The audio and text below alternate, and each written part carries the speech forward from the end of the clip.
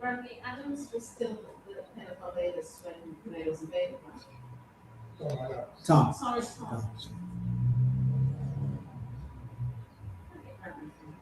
It's fine. Which was in the private secretary.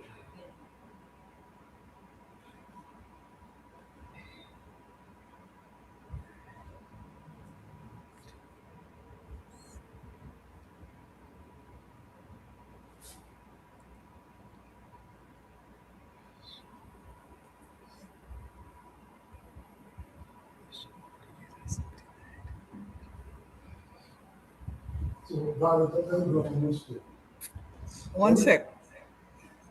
One sec, eh?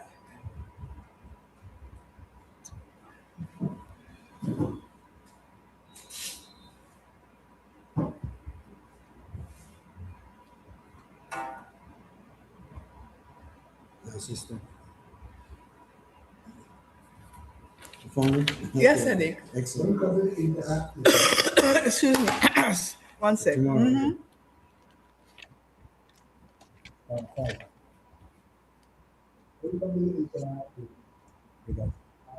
Because British time. Am I seeing note paper there, Jackie? Note paper? Can I have a leaf? Ashley? I want to take notes of them. There are people in England break things to give. Zoom.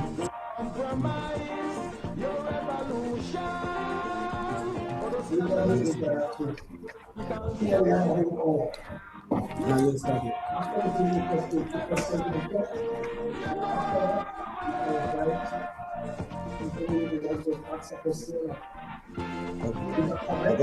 That's you said it here, so okay. That's it.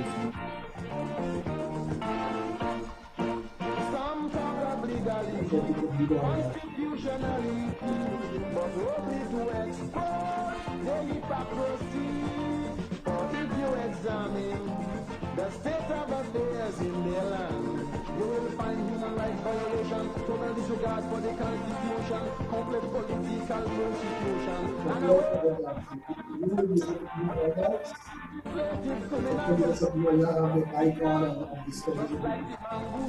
stand up, Grenada.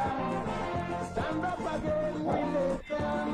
Don't let nobody come in and dictate your course of action. All of them oppose your revolution.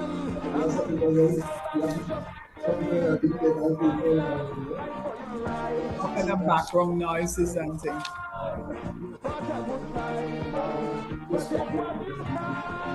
Don't give me a single inch.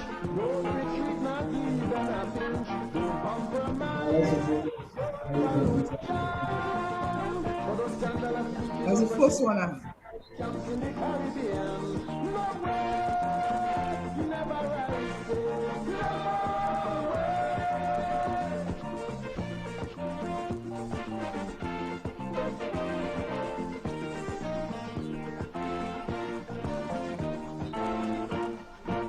God bless you, Grenada.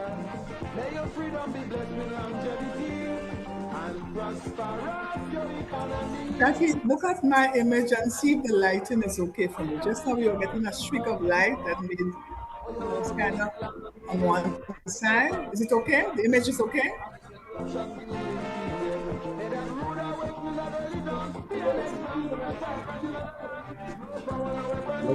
Mine is okay for the time being.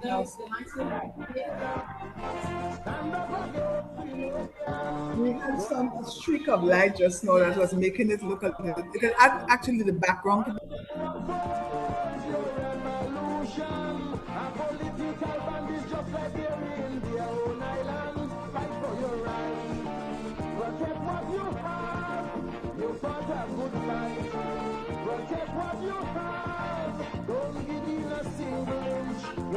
will not be darkened. Don't compromise your revolution. For the scandal of keeping oppressive political stamps in the Caribbean. No way, never rise. No way.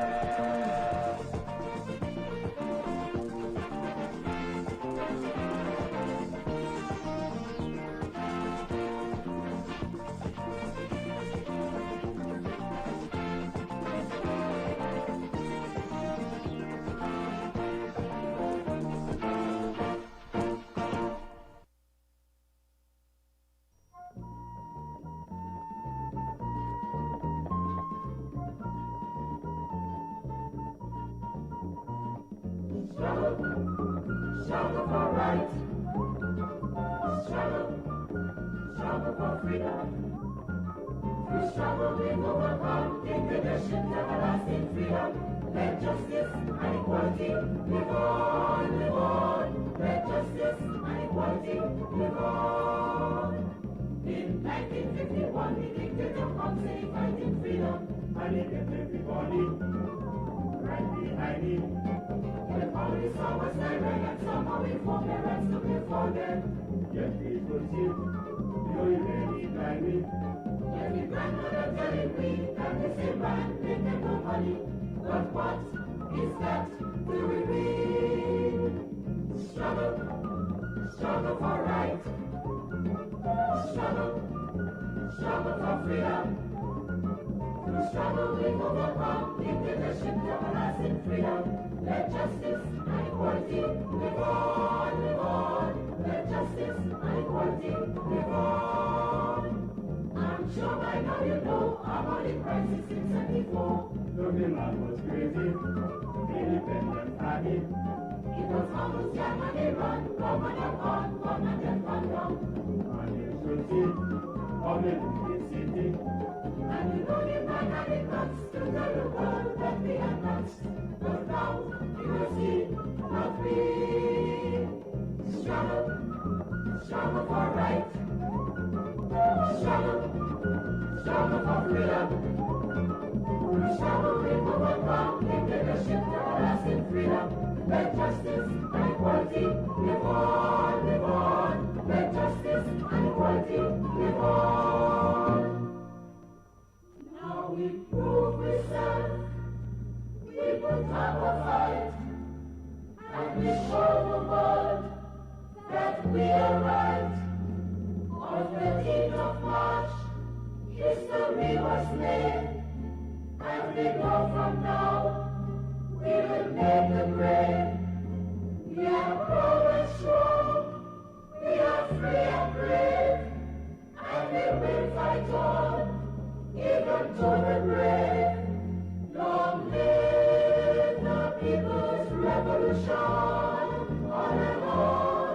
Long live the people's revolution. Struggle, struggle for right.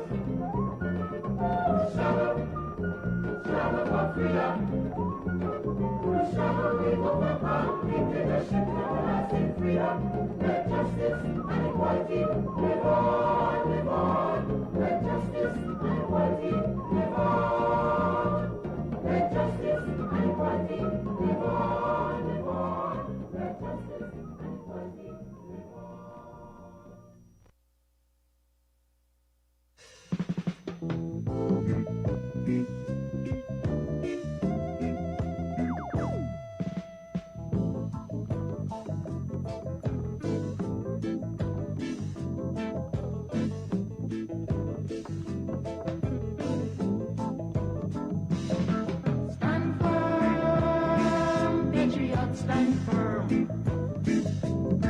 Stand firm, patriots, stand firm.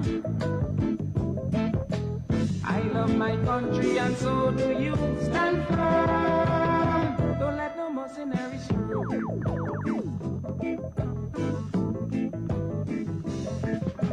Stand firm for freedom and justice. Stand firm for righteousness. Stand firm for liberation.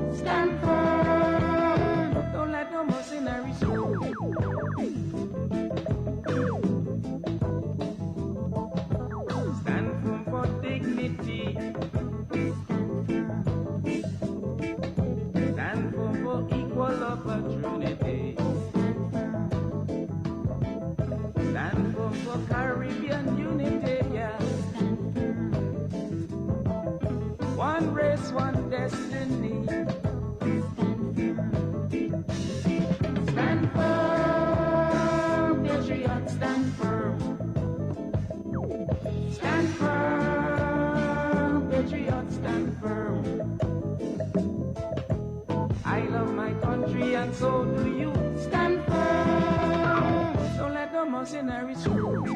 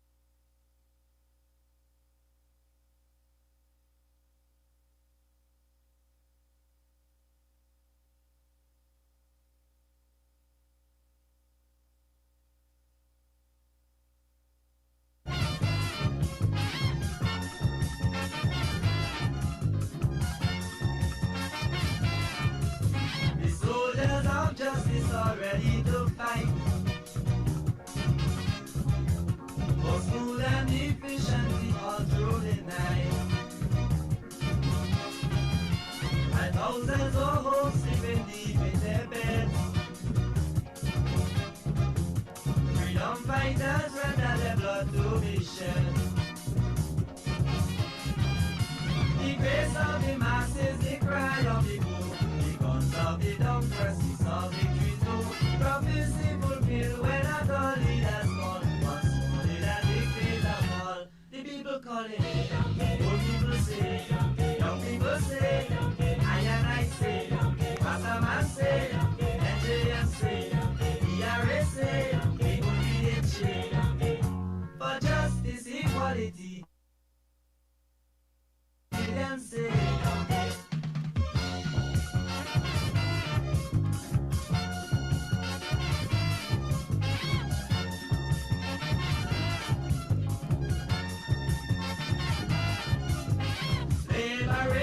Liberation at last. Long live the struggles of the working class. With patriotism and dedication, we rise every day to meet the morning sun. Forward never, backward never is a crime. If we can be free now, then we gotta die. This struggle is long, hard and we'll feel the pain, but we live and will win. The people call it, old people say, young people say, I say, the Rastaman say, the PRA say, the NJM say, the United Shade. For justice, equality, equal opportunity, forever more say. Hello. Could somebody say what's happening? It's now after 5. Hello? Could anyone explain what's happening? It's now after 5 o'clock. Hello? Can you hear me? Yeah, I can hear you. Yes, so the first thing is 20 minutes of music being played as the first act. And then the moderator addresses at 5:20. Okay, all right. Yes, sir.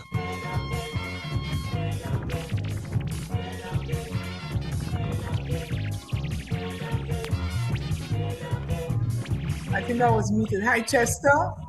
To answer your question, what is happening right now is the music, interlude of music as people come into the space.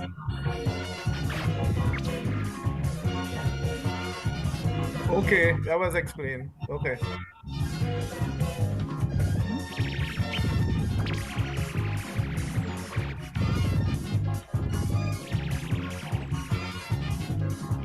Greetings, comrades. This is Denzel Wilkes from Jamaica.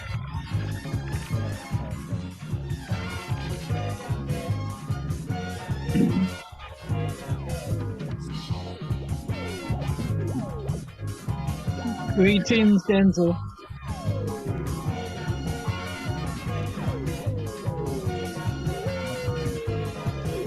Thank you.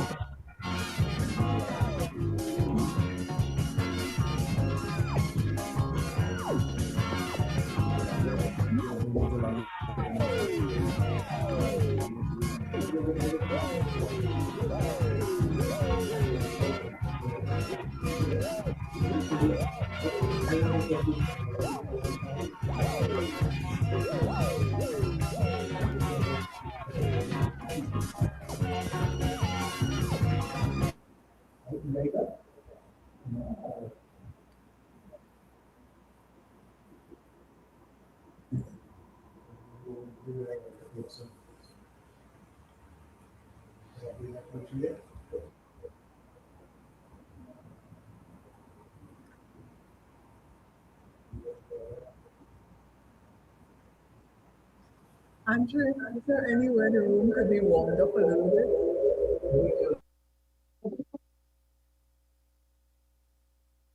You guys can move it again and find where I have the room ID.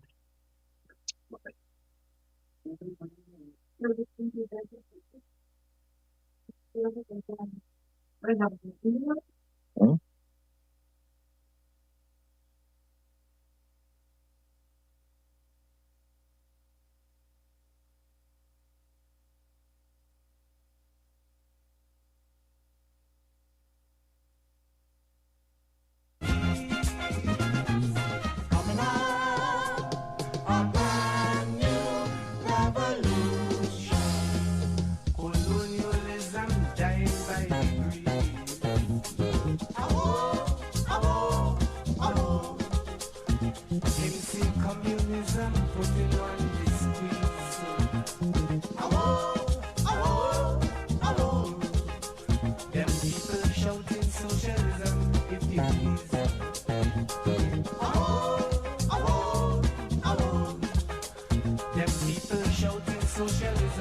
if you please. Oh, oh, oh.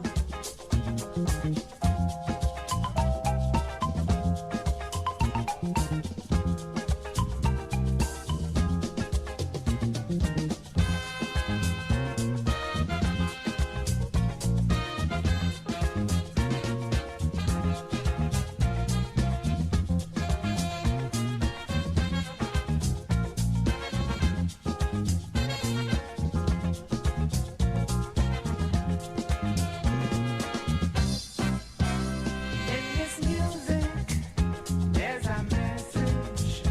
Disadvantage shall soon be salvaged. Listening to the new sound, spreading all around. What was lost is now found. The oppressor shall be found. Coming out, a brand new revolution. Coming through the West Indies. Coming out, a brand new revolution. Racialism dying by degrees. Oh, oh, oh. We see communism putting on this squeeze. Oh, oh, oh. There's people shouting socialism if you please. Oh, oh, oh. There's people shouting socialism if you please. Oh, oh, oh.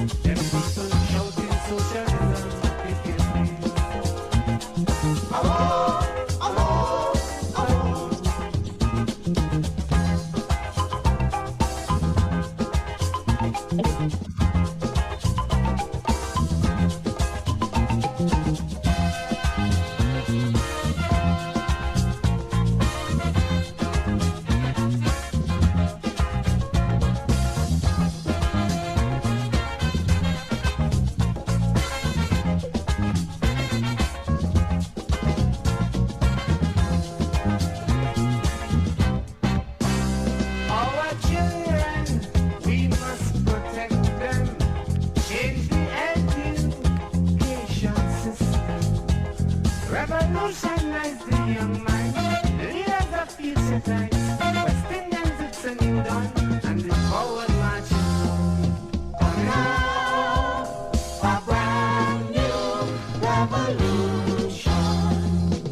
Coming through the West Indies. Coming up. New revolution. Capitalism dying by degrees.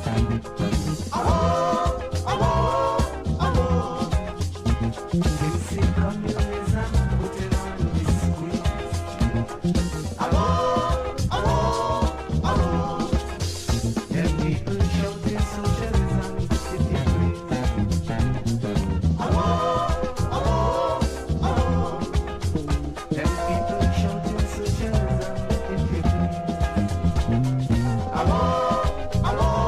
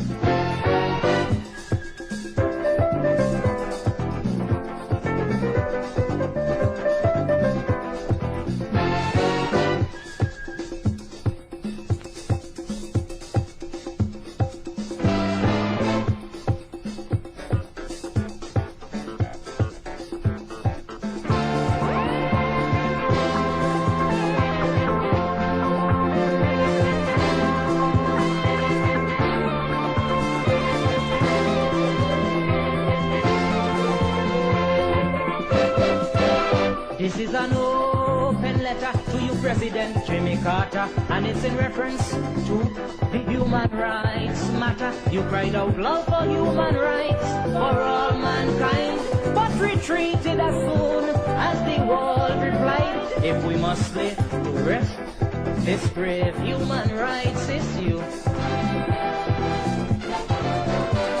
you must face up to what the world has asked of you.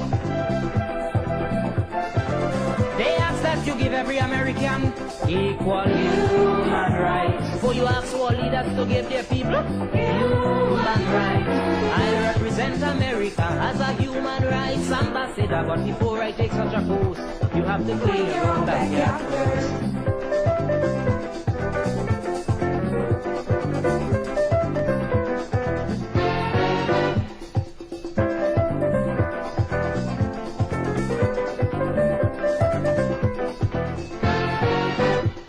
From north to south, from east to west, the human rights problem is a universal test. The situation needs attention.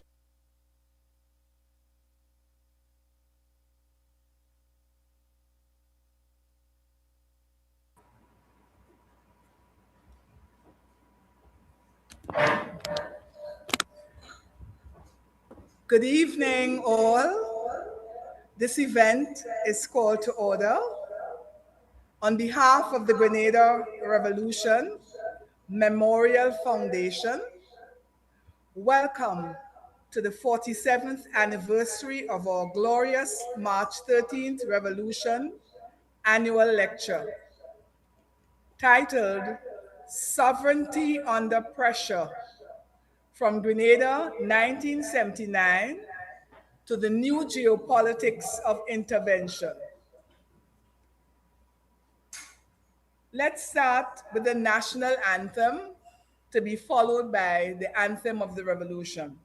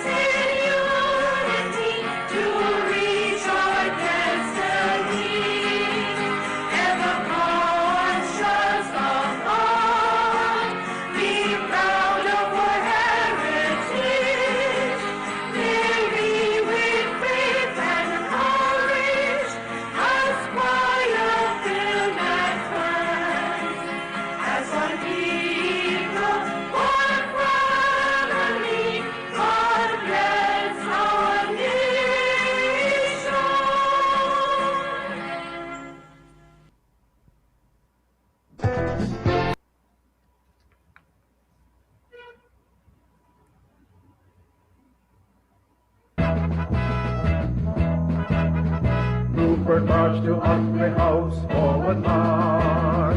Alistair march against oppression, forward march. Now Grenadians of cultivation, end of misery and oppression. So we fill Grenada full with our song.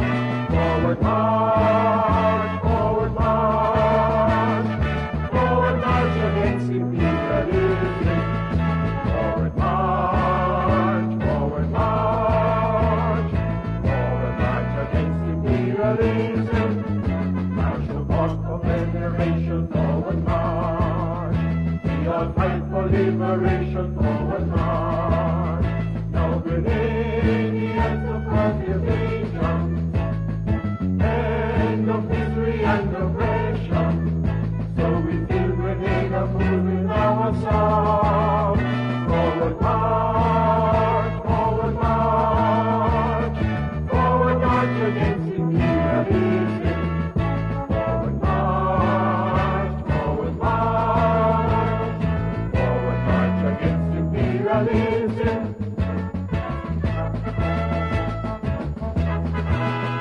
We have fought colonialism, forward march. We will fight imperialism, forward march.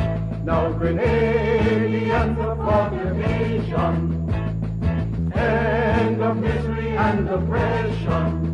So we fill Grenada full with our song.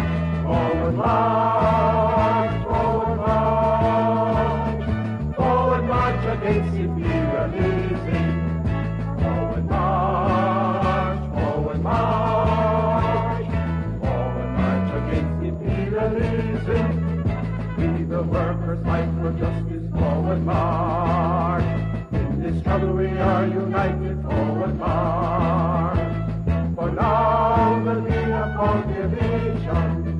We'll end corruption and oppression. And we build Grenada with these very hands. Forward march, forward march. Forward march against imperialism. Forward march, forward march. Forward march against imperialism. Forward!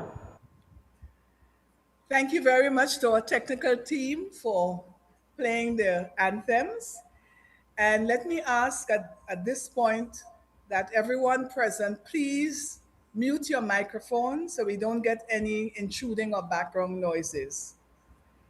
We'd like to start by inviting Comrade Ruggles Ferguson, Chairperson of GREMFO. Ruggles Ferguson, what is it, QC?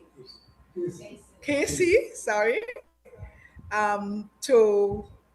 who is the chairperson of GREMFO, to give us some welcome remarks. Ruggles? Thank you, Val, and greetings and welcome, everyone. Today represents another effort of the Grenada Revolution Memorial Foundation and the March 13 Committee to keep the spirit and achievements of the Grenada Revolution alive, and not just alive, but to continue to learn the lessons of the period so that succeeding generations would be able to properly put the revolution in context and to understand its aim of making a better life for the Grenadian people. And these activities, these lectures every year, delivered by distinguished colleagues throughout the region, aim to create discussion on pertinent issues linking the period 1979 to 1983 and the current period.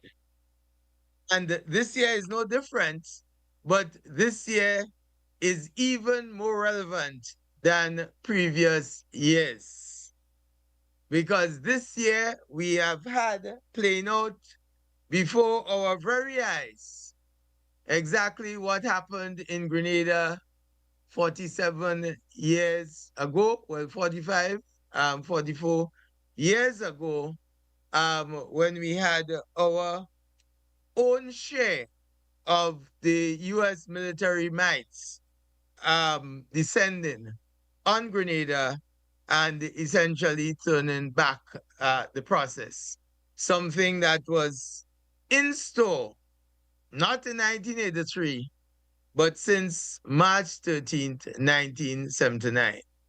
And probably what is happening today give people a better understanding of what happened in Grenada between 1979 and 1983. We have had delivering these lectures over the years, President of Dominica Roosevelt Skerritt. We have had President Prime Minister Roosevelt Skerritt. We have had then Prime Minister Kenny Anthony. We have had then Prime Minister Ralph Gonsalves, and several other leading personalities in the region delivering the March 13th lecture. This year, however, we have been able to go international, outside of the region, and probably the first time bringing in a distinguished speaker, well, bringing in virtually, in the person of the Right Honorable Jeremy Corbyn, a voice, much needed voice, and much heard voice in the international arena today, speaking out against what has been happening in Palestine, what has been happening in Venezuela, in Cuba, in Iran. Just name it, and you hear the voice of Jeremy Corbyn. And we are extremely pleased to have him as our guest speaker today. We are also very pleased to have another speaker who has graced this March 13th lecture stage, Donald Ramota, a name well known in this part of the region. And in fact, he delivered one of the lectures only about 3 years ago. He delivered the lecture, and in the context of the current period, has acceded to our request to make some remarks after the remarks of the Right Honorable Jeremy Corbyn. Today, we pledge to continue what we have been doing. We don't have bombs, we don't have guns, we don't have bullets, but we have our voices, and our voices mean a lot. And in times like these, you remember that famous line of the revolution, always used from day one, that a united, conscious, organized and vigilant people can never be defeated. Grenada was defeated in 1983, again, because we failed on one count. The unity was lost. And this period calls more than ever for unity, organization, activism, vigilance, and constant struggle, inspiring others who may not have gone through the same experience as we did to pick up the mantle and at least speak out and let our collective voices be heard. Let our collective voices be heard in particular on Cuba and the serious humanitarian crisis created as a result of the blockade and even now intensified efforts for active regime change in Cuba. And our brothers and sisters in Cuba who have helped us, not just Grenada, helped us with the international airport between 1979 and 1984, helped us with scores of doctors still in the general hospital and in our health centers up to this very day, helped us in the area of housing, helped us in the area of education, where we had so many of our students, hundreds, maybe thousands, going off to Cuba to study. And today, our brothers and sisters in Cuba are probably in the moment of greatest need. And I just want us to use this opportunity of this particular function to galvanize action in support, humanitarian support, to mobilize resources so that we can send for them. We may not be able to give them everything they need, but at least the gesture of solidarity, the gesture of just knowing that Grenada is with them means a lot. And it can serve as a catalyst for others in the region. So I just want to make that special plea today for our brothers and sisters in Cuba and to call on all of us in whatever small way we can to contribute to that effort and to continue with the efforts to defend the region as a zone of peace, to continue to protect and to promote on the international region, arena, the rule of law, to rise in defense of the rule of law and of international law, where, as we have always heard, respect for the sovereignty of nations, respect for the internal affairs of independent sovereign states, respect for territorial integrity. And if we can just add our small voices, as I said when I started, we don't have the bombs, we don't have the guns, but we have our voices, and our voices are powerful. And you will hear some of the voices this evening. So with these opening remarks, let me welcome you all, and we look forward to a very informative and stimulating evening. Thank you. Thank you very much, Ruggles. I want to strongly endorse the sentiments about the honor that we feel of having the Right Honorable Jeremy Corbyn present today's lecture. Let me also take the opportunity to welcome everyone, whether based or in Grenada, outside of Grenada, on all the various social media platforms, wherever you are. Please feel a very special welcome to this lecture. I will now ask Comrade Jackie Mackenzie to introduce our very special guest and to present the lecture this evening. Jackie? Thank you, Val. It is my pleasure to introduce tonight's keynote speaker, Jeremy Corbyn MP, co-founder and parliamentary leader of your party. Just a bit of background information about Jeremy. He was first Sorry, elected. I don't know if it's me alone, but Jackie is sounding very distant. Is it possible that she can probably come closer to the mic? I was hearing you very clearly, Val. Can you hear me?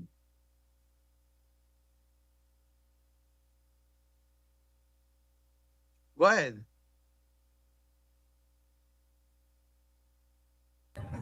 Ruggles, are you hearing her? She's trying to see if you can hear her. You're muted, Jackie. Yeah, maybe others can indicate, because I don't know if it's my problem. Yes, you're unmuted now. Go ahead. Okay, somebody must have muted me. I wasn't muted. I do apologize for that. It is my pleasure to introduce tonight's keynote speaker, Jeremy Corbyn MP, co-founder and parliamentary leader of your party. Jeremy was first elected to the UK Parliament in June 1983 as the representative of Islington Law, the London suburb, and from September 2015 to April 2020, he served as the leader of the Labour Party and of Her Majesty's official opposition. Jeremy had only been in Parliament for 4 months when Grenada was invaded by US-led troops in an invasion ordered by Ronald Reagan and supported by many of the Caribbean's right-wing government leaders, including Eugenia Charles of Dominica, Edward Seaga of Jamaica, and Tom Adams of Barbados. The US invasion was declared a flagrant violation of international law and a breach of the sovereignty, independence, and territorial integrity of Grenada in a UN resolution passed November the 2nd, 1983, and adopted by 108 votes to 9 with 27 abstentions. Most of those 9 included the US and the Caribbean governments. Jeremy has been a long-standing friend of Grenada and was one of the first politicians to vehemently oppose the invasion by speaking at meetings, protests, including outside the US Embassy, and very importantly, was instrumental in campaigning for fair trials for those detained by the US and attempted to railroad them to their deaths through various kangaroo trials. In 1983, Jeremy visited Grenada as part of Labour movement delegation supported by trade unions in the UK, but ironically not by the Labour Party. Jeremy's political career, of course, goes back before his parliamentary career and includes work on anti-racism, anti-imperialism, LGBTQIA+ rights, transport, the environment, opposition to nuclear weapons and military intervention, trade union policies, miscarriages of justice, and more. His international interests are widespread, with particular attention to human rights, peace, and justice. He has traveled widely and continued to support those areas and communities affected by unresolved conflict, including the Western Sahara, the Chagos Islands, the Middle East, Africa, Latin America, Ireland, West Papua, the Dalit community, the Rohingyas, and I understand he's off to Cuba next week, a country those of us in the region owe much to, and who should show not just solidarity with, but offer as much practical support as we can as it faces its worst ever crisis from the US. Jeremy is currently a member of the Parliamentary Assembly for the Council of Europe, the UK Socialist Campaign Group, and a regular participant at the United Nations Human Rights Council of Geneva, Campaign for Nuclear Disarmament, where he's the vice president, and the Chagos Islands All-Party Parliamentary Group. In 2017, Jeremy, as leader of the Labour Party, came very close to winning the general election. So the right-wing press, the right of the Labour Party itself, we now know various international organizations and nefarious individuals, most of them correlated around the Epstein world, conspired to ensure that Labour lost the 2019 election. Those of you who follow UK politics will no doubt be aware of the various scandals surrounding people like Peter Mandelson and others who were at the forefront to have Jeremy defeated as Labour's leader. And almost every issue, Jeremy has voted on the right side of history, in the domestic sphere on matters like anti-poverty initiatives, criminal justice, immigration and refugee rights, and in the international sphere on indigenous rights and against war.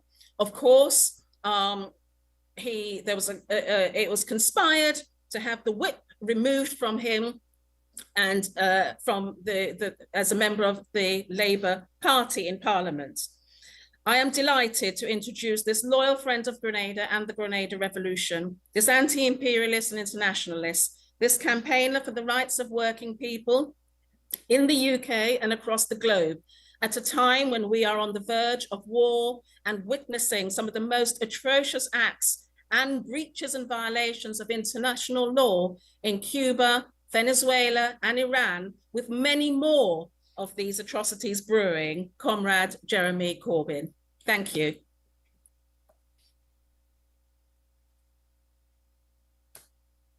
Jackie, thank you very, very much for what you just said.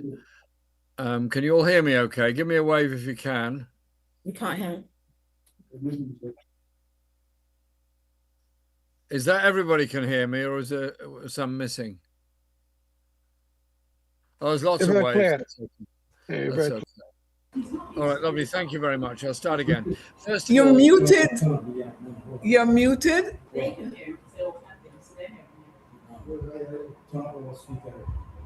No, he's not. He's not. Please unmute yourself. Yes, I'm hearing him clearly, you know. I'm hearing him clearly. Right. I'm not too sure what's happening there, but I'm hearing him clearly. Yes. Okay, let's make a start then. First of all, start again. First of all, thank you very, very much, everyone, for inviting me to this wonderful event. I wished I were in Grenada doing it rather than in North London, where it is grey, wet and cold, and it is still the March, and we're told it's the spring. But I saw a cherry tree out in blossom today, so summer can't be too far away. And Ruggles, thank you so much for what you said by way of introduction, and the way in which you invoke the spirit of the revolution in Grenada and what was achieved from 79 onwards. And Jackie, thanks very much for what you said, and being an amazing friend, confidant and supporter over many, many years. And we really appreciate your contribution to anti-racist struggles in Britain, to anti-imperialism, and also your work as a very, very effective human rights and immigration lawyer. You've changed an awful lot of people's lives who owe a great deal to you for your work, your knowledge, and your absolute determination to get justice for all those people that come to you for help. Jackie, thanks ever so much. You are truly wonderful in what you do and what you achieve. Thank you. And I just say a few things generally to begin with. I've just come from a whole lot of meetings today, one of which was your party officers group, which your party has now been formed and is underway. We have 60,000 members across the UK. We had some rocky moments at the beginning of it, but we're now underway. We have an elected leadership of the party. We are supporting independent candidates in contests in the council elections coming up in Britain in May of this year. And we're setting up a number of policy commissions, but above all, we're a grassroots-based anti-imperialist, anti-racist party, and we're going to be very much part of the left political scene in Britain. And I'm very pleased at the progress we're beginning to make, and very optimistic for the future of it, because we absolutely need that unified voice. And we are turning out in enormous numbers on the 28th of March, when there's a huge anti-racist demonstration in Britain to challenge the rise of reform and the far right and Tommy Robinson and his street thugs that are at work all across the country. So these are important and very, very serious times. We have in Britain in office a Labour government that is presiding over growing levels of inequality, poverty and injustice, growing levels of homelessness, and growing levels of racism in many forms. And that recording in progress. That has to be challenged, and absolutely will be with our big demonstration. But it also has to be challenged by putting up a political and social and economic alternative to the bankruptcy of the appeal of the far right, because the far right are very good turning up in any community that's seen its services cut by austerity, and then blaming all that on migrants, blaming all that on refugees and on asylum seekers. And if you read the popular press in Britain, which I'm sure many of you are fully aware of, you'd have thought that all the problems of Britain's economy stem because some desperate people have got in boats and come from France to try and seek a place of safety. They're the victims of war, of human rights abuse, of environmental degradation, and they have to be recognised as humanitarian and be supported. The Labour Party is in headlong retreat in front of the rise of reform, and that is a very dangerous place to be. But I tell you, there are alternatives. I stood for election in July 24 for my parliamentary constituency that I'd represented since 1983. And on the last leaflet we put out the day before the election, we put in very big letters on the front side of the leaflet, "Refugees are welcome here." And we won the election. It shows that if you make a strong political case for the kind of decency and humanity that all of us on this call share, there is a resonance to it. But if you retreat in front of the attacks of the far right and the right-wing press, then you don't get very far. We are, and I'll come back to this towards the end of my talk, but we are in extremely dangerous times. The genocide against the Palestinian people continues. The war in southern Lebanon continues. The war in Iran continues. The war in Sudan continues. And the British participation in the war in Iran is very, very dangerous indeed. And we have to be aware that our politics, whilst seeped in the demands of our own communities and the economies of our own communities and the desire for justice in our communities, is at threat. Everything is threat because of the international situation. I was asked on television yesterday if I would comment on the Forbes list of the richest people in the world. And it's grown, and there are now, I think I'm right in saying, 1,300 billionaires in Britain. There's been another 200 or 300 come on in the past 2 years. And the question was put to me. I was a guest on their lunchtime daily politics show, which goes on each side of Prime Minister's Question Time. They said, "Isn't this welcome news?" I said, "No, it's a disaster. It's a disaster if you're praising the fact we've got all these billionaires when there are millions of children living in poverty, there are thousands of people rough sleeping on the streets, and there is a mental health crisis and a poverty pandemic all across the industrial world, and that affects the global economy, and there's wars going on everywhere. There's nothing welcome about that at all." I said what would be welcome would be some changes in the way that things are done and the way that changes in order to bring about a more equal and supportive society. And so when we talk about the Grenada achievements, I think it's quite important to put it in the context of the Caribbean. It was my privilege as a young man in 1967 to be selected to go to Jamaica as a volunteer to help the newly independent country support them. And I was appointed as a VSO teacher in Jamaica. I learnt a great deal and I enjoyed the time I was there a great deal. But it was actually totally inappropriate to send a young, inexperienced, unqualified person from Britain to teach young people in Jamaica. What we should have been doing was ensuring that people in Jamaica receive more training in order to develop the education system in Jamaica. And I look back on it and I understand all of that. What I would say is that it gave me a phenomenal education. And last year, Kingston College, where I worked, were kind enough to invite me to go back for the centenary of the founding of Kingston College in 1925. So I did. And it was absolutely fascinating. Indeed, I met some of the students that I taught in the 1960s, which was really extraordinary. And at the same time, on a previous visit, I was very much involved with the University of the West Indies. and the work that they've done on reparations and the historic injustices of the colonial system.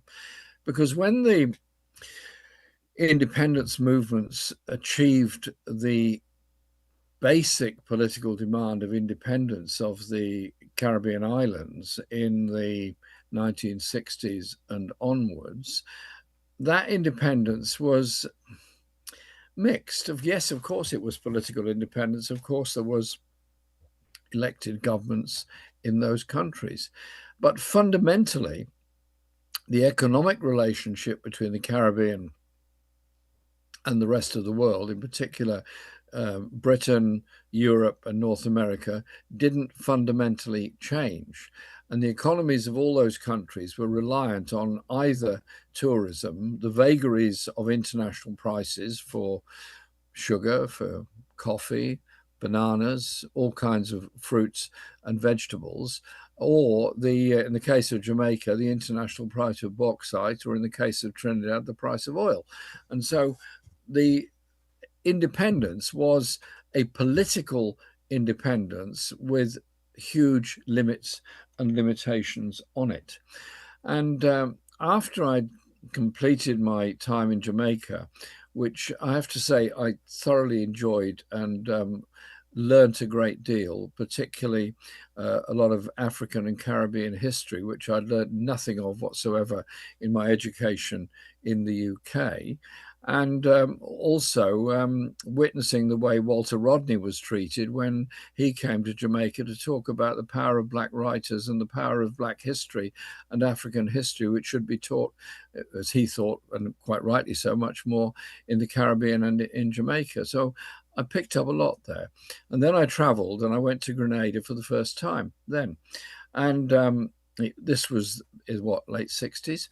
It was and is a stunningly beautiful place and beautiful island, but it had everything that the rest of the Caribbean had. It had wealth, it had poverty, it had wealthy tourists, and it had underpayment for the products of the island, primarily the agricultural products, and it had to live on either the exports or the remittances of Grenadian people living all over the world. And that was the set economy. And so the revolution that took place was historic and significant in lots of ways.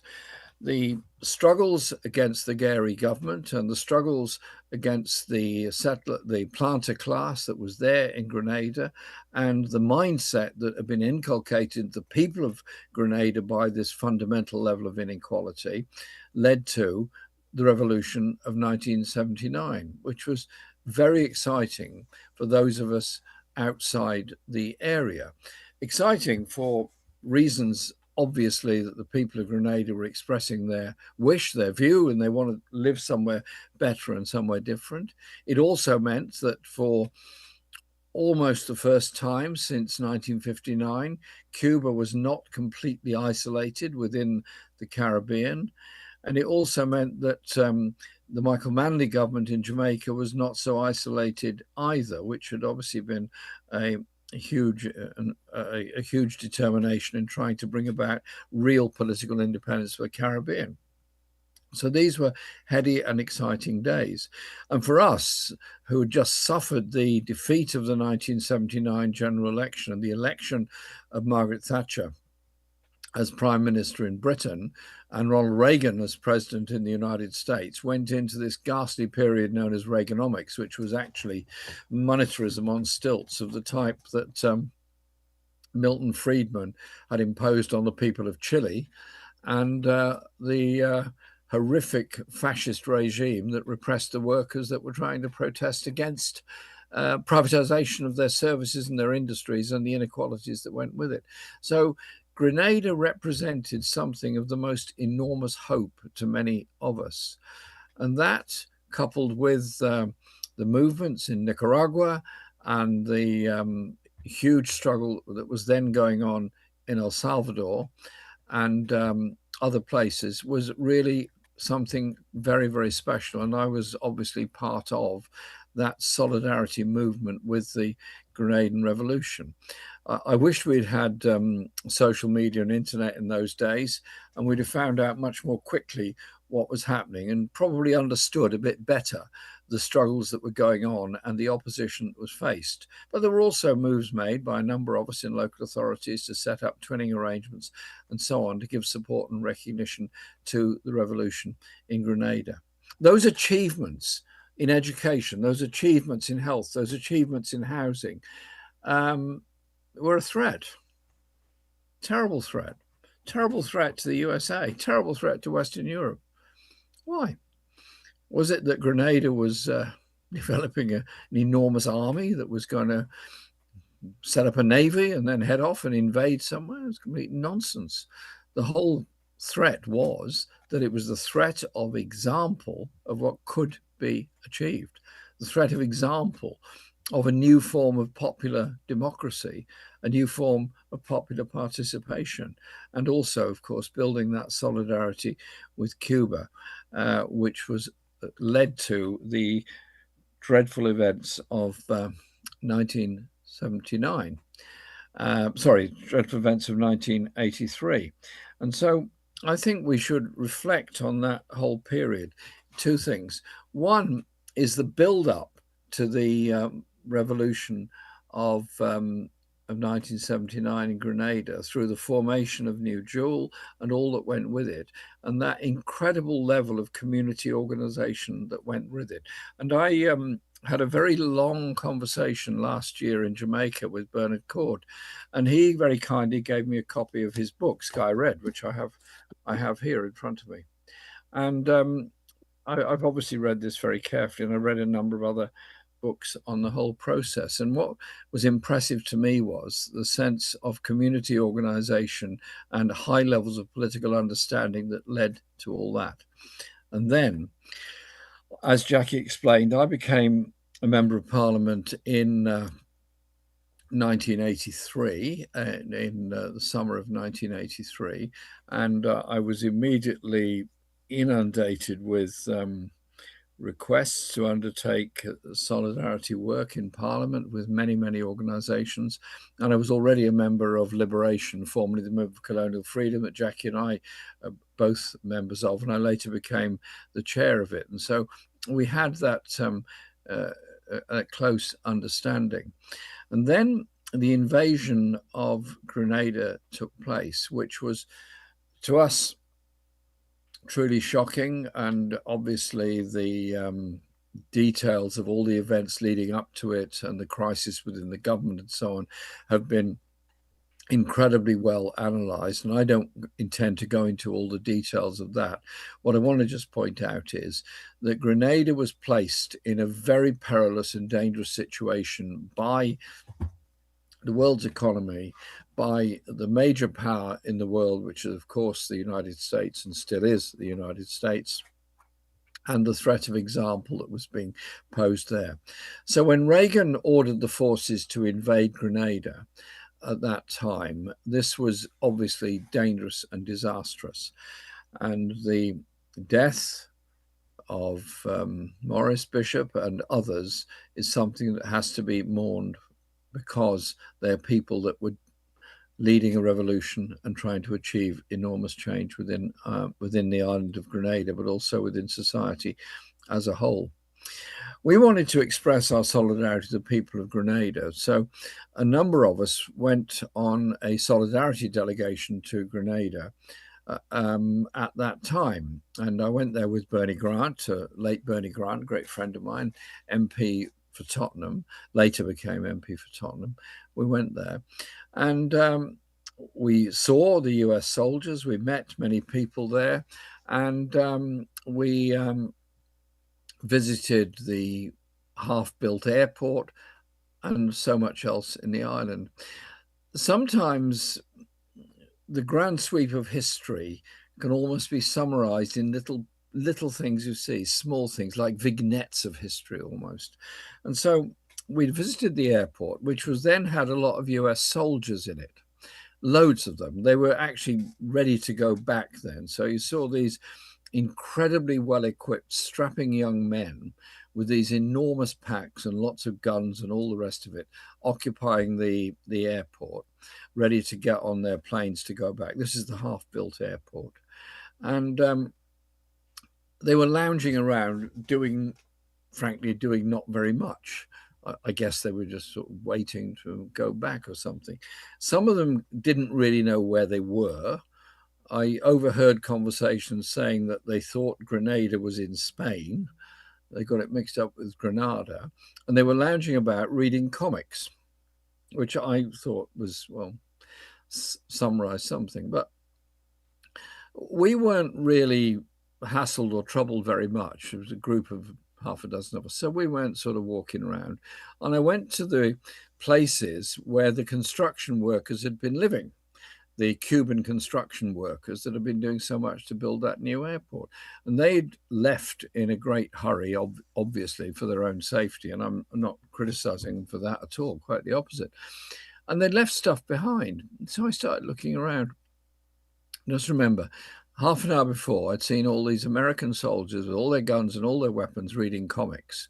And then I looked in the rooms where the Cubans had been living, they're very rough rooms, so sort of half-built concrete walls kind of thing. What was beside the bed? The complete works of Shakespeare, was books of poetry, was the history of the Caribbean, was a history of Cuba, was history of the Spanish Empire, a whole lot of stuff. Building workers at an airport as part of Cuban overseas aid, reading literature, reading poetry, and obviously thinking about things a great deal. You thought, yeah, that kind of summarizes so much of what went on. We then, as Jackie explained, went to the prison to try to visit the people that were in prison there. We didn't actually succeed in getting into the prison. We then, two of us, had a very long meeting with Paul Scoon, who was the Governor General, who was being, how should I put it, assisted by a very senior British Army officer who sat next to me and kept on glaring whenever Paul Scoon appeared to be going off script. So every time I started asking a lot of questions about the process, where the information came from on the US invasion, suddenly Sir Paul had to do something else, had to go somewhere else, and certainly couldn't help me with the answers I was looking for. And we pleaded for the lives of those people in prison and continue to do so. As Jackie said, we ran a big campaign in Britain to try to first of all, save the lives and prevent the death penalty being carried out, but also bring about the eventual release of those prisoners. And huge credit goes to Jackie and others that spent so many years campaigning on that. Jackie, thank you very much for what you did in all of that period and what you've done ever since then. And so you then ask yourself the question, Reagan ordered the invasion of Grenada because he believed, or at least his team believed, I'm not sure what Reagan really believed in, was a kind of ally of Cuba that was being developed there in exactly the same way they thought Nicaragua was an ally of Cuba, which should be likewise very badly treated. And in the same year, 1983, I went to Nicaragua with a delegation from Scotland on medical aid to Nicaragua. And we looked at everything they were doing there. And there were so many parallels between what had already been achieved in Grenada, this was before the invasion of Grenada, in Grenada, with what they were trying to achieve in Nicaragua. And so why did Reagan do it? Because of the threat of example and because they wanted to show the rest of the world. Thatcher claimed never to either have been consulted or to approve of the invasion. I don't really know that. I'm not sure I really believe that. I'm very sure the British government was at the very least informed of what the US was going to do. And the levels of communication were such that I'm sure they were very well aware of everything that was going to happen. They chose to claim that they didn't want an invasion into a Commonwealth country. It didn't hold Britain back from allowing the coup to take place in Guyana in 1952 and 53. It didn't hold them back from lots of other places where there was obviously a great deal of US influence and so on in newly independent countries, particularly Ghana, for example, in the 1960s. And so I don't really buy that line. And the invasion was therefore condemned by all of us for what it was, an occupation of an independent country that did not have the chance to achieve what it wanted to, which was the political and the economic independence and building that sense of solidarity across the Caribbean. And it's that sense of solidarity across the Caribbean that Europe and North America are always very, very keen to try and diminish that sense of Caribbean-wide solidarity, because essentially the economies were broadly similar in the sense of heavy reliance on either tourism or primary products and heavy reliance on remittances coming from abroad. So I hope that we can work together in the development of a much better political understanding of the issues facing the Caribbean at the present time, and a much better political understanding of the history of the Caribbean and the threats that it's under at the moment. As Jackie said, the moment Cuba is in a very, very perilous situation indeed. Venezuela has been invaded in the sense that President Maduro was kidnapped and taken away from Venezuela and is in prison in New York, and the multinationals are now knocking at the door to get back into Venezuela, and the Venezuelan economy they're trying to force back into the subservient relationship it had with the USA for a very long time, and in other words, to try and reverse an awful lot of the gains that have happened in Venezuela. And under the new Trump doctrine of Monroe Plus, or Trump Monroe, whatever he wants to call it, he has said that they're going to make sure that there is no government anywhere in the Western Hemisphere that is dominated by what they call foreign influences. Very interesting use of words, that. Foreign influences in an independent country. It's the assumption that anything in North, Central, Caribbean or South America is somehow or other basically the prerogative of the United States. Very interesting play of words. And if you have the time, I urge people to read the US security strategy published November of last year. It's actually very well written, it's very clear, and it's terrifying all at the same time. It makes it very clear the US gives itself the right to politically intervene anywhere in the Western Hemisphere and go anywhere in the world to ensure that America's legitimate and necessary supply of minerals and raw materials continues unabetted towards their own society. So they're pretty clear about that, the economic influence of it. And that's why they're now making this threat to Cuba. They've said that Cuba is some kind of threat to the United States. I'm not exactly sure what kind of threat to the United States it's supposed to be. And so it is now under the deepest sanctions it's ever been under. It has a shortage of energy in every respect. It has developed quite a lot of solar and wind power, but not the amount that's necessary. So it doesn't really have enough electricity to sustain normal life. And since Cuba has very little, if any, oil of its own, it has to import oil from elsewhere. It was getting it from Venezuela. It can no longer get it from Venezuela. Mexico did send some, but apparently not much has come recently. And it is now there are now desperate shortages of just about everything.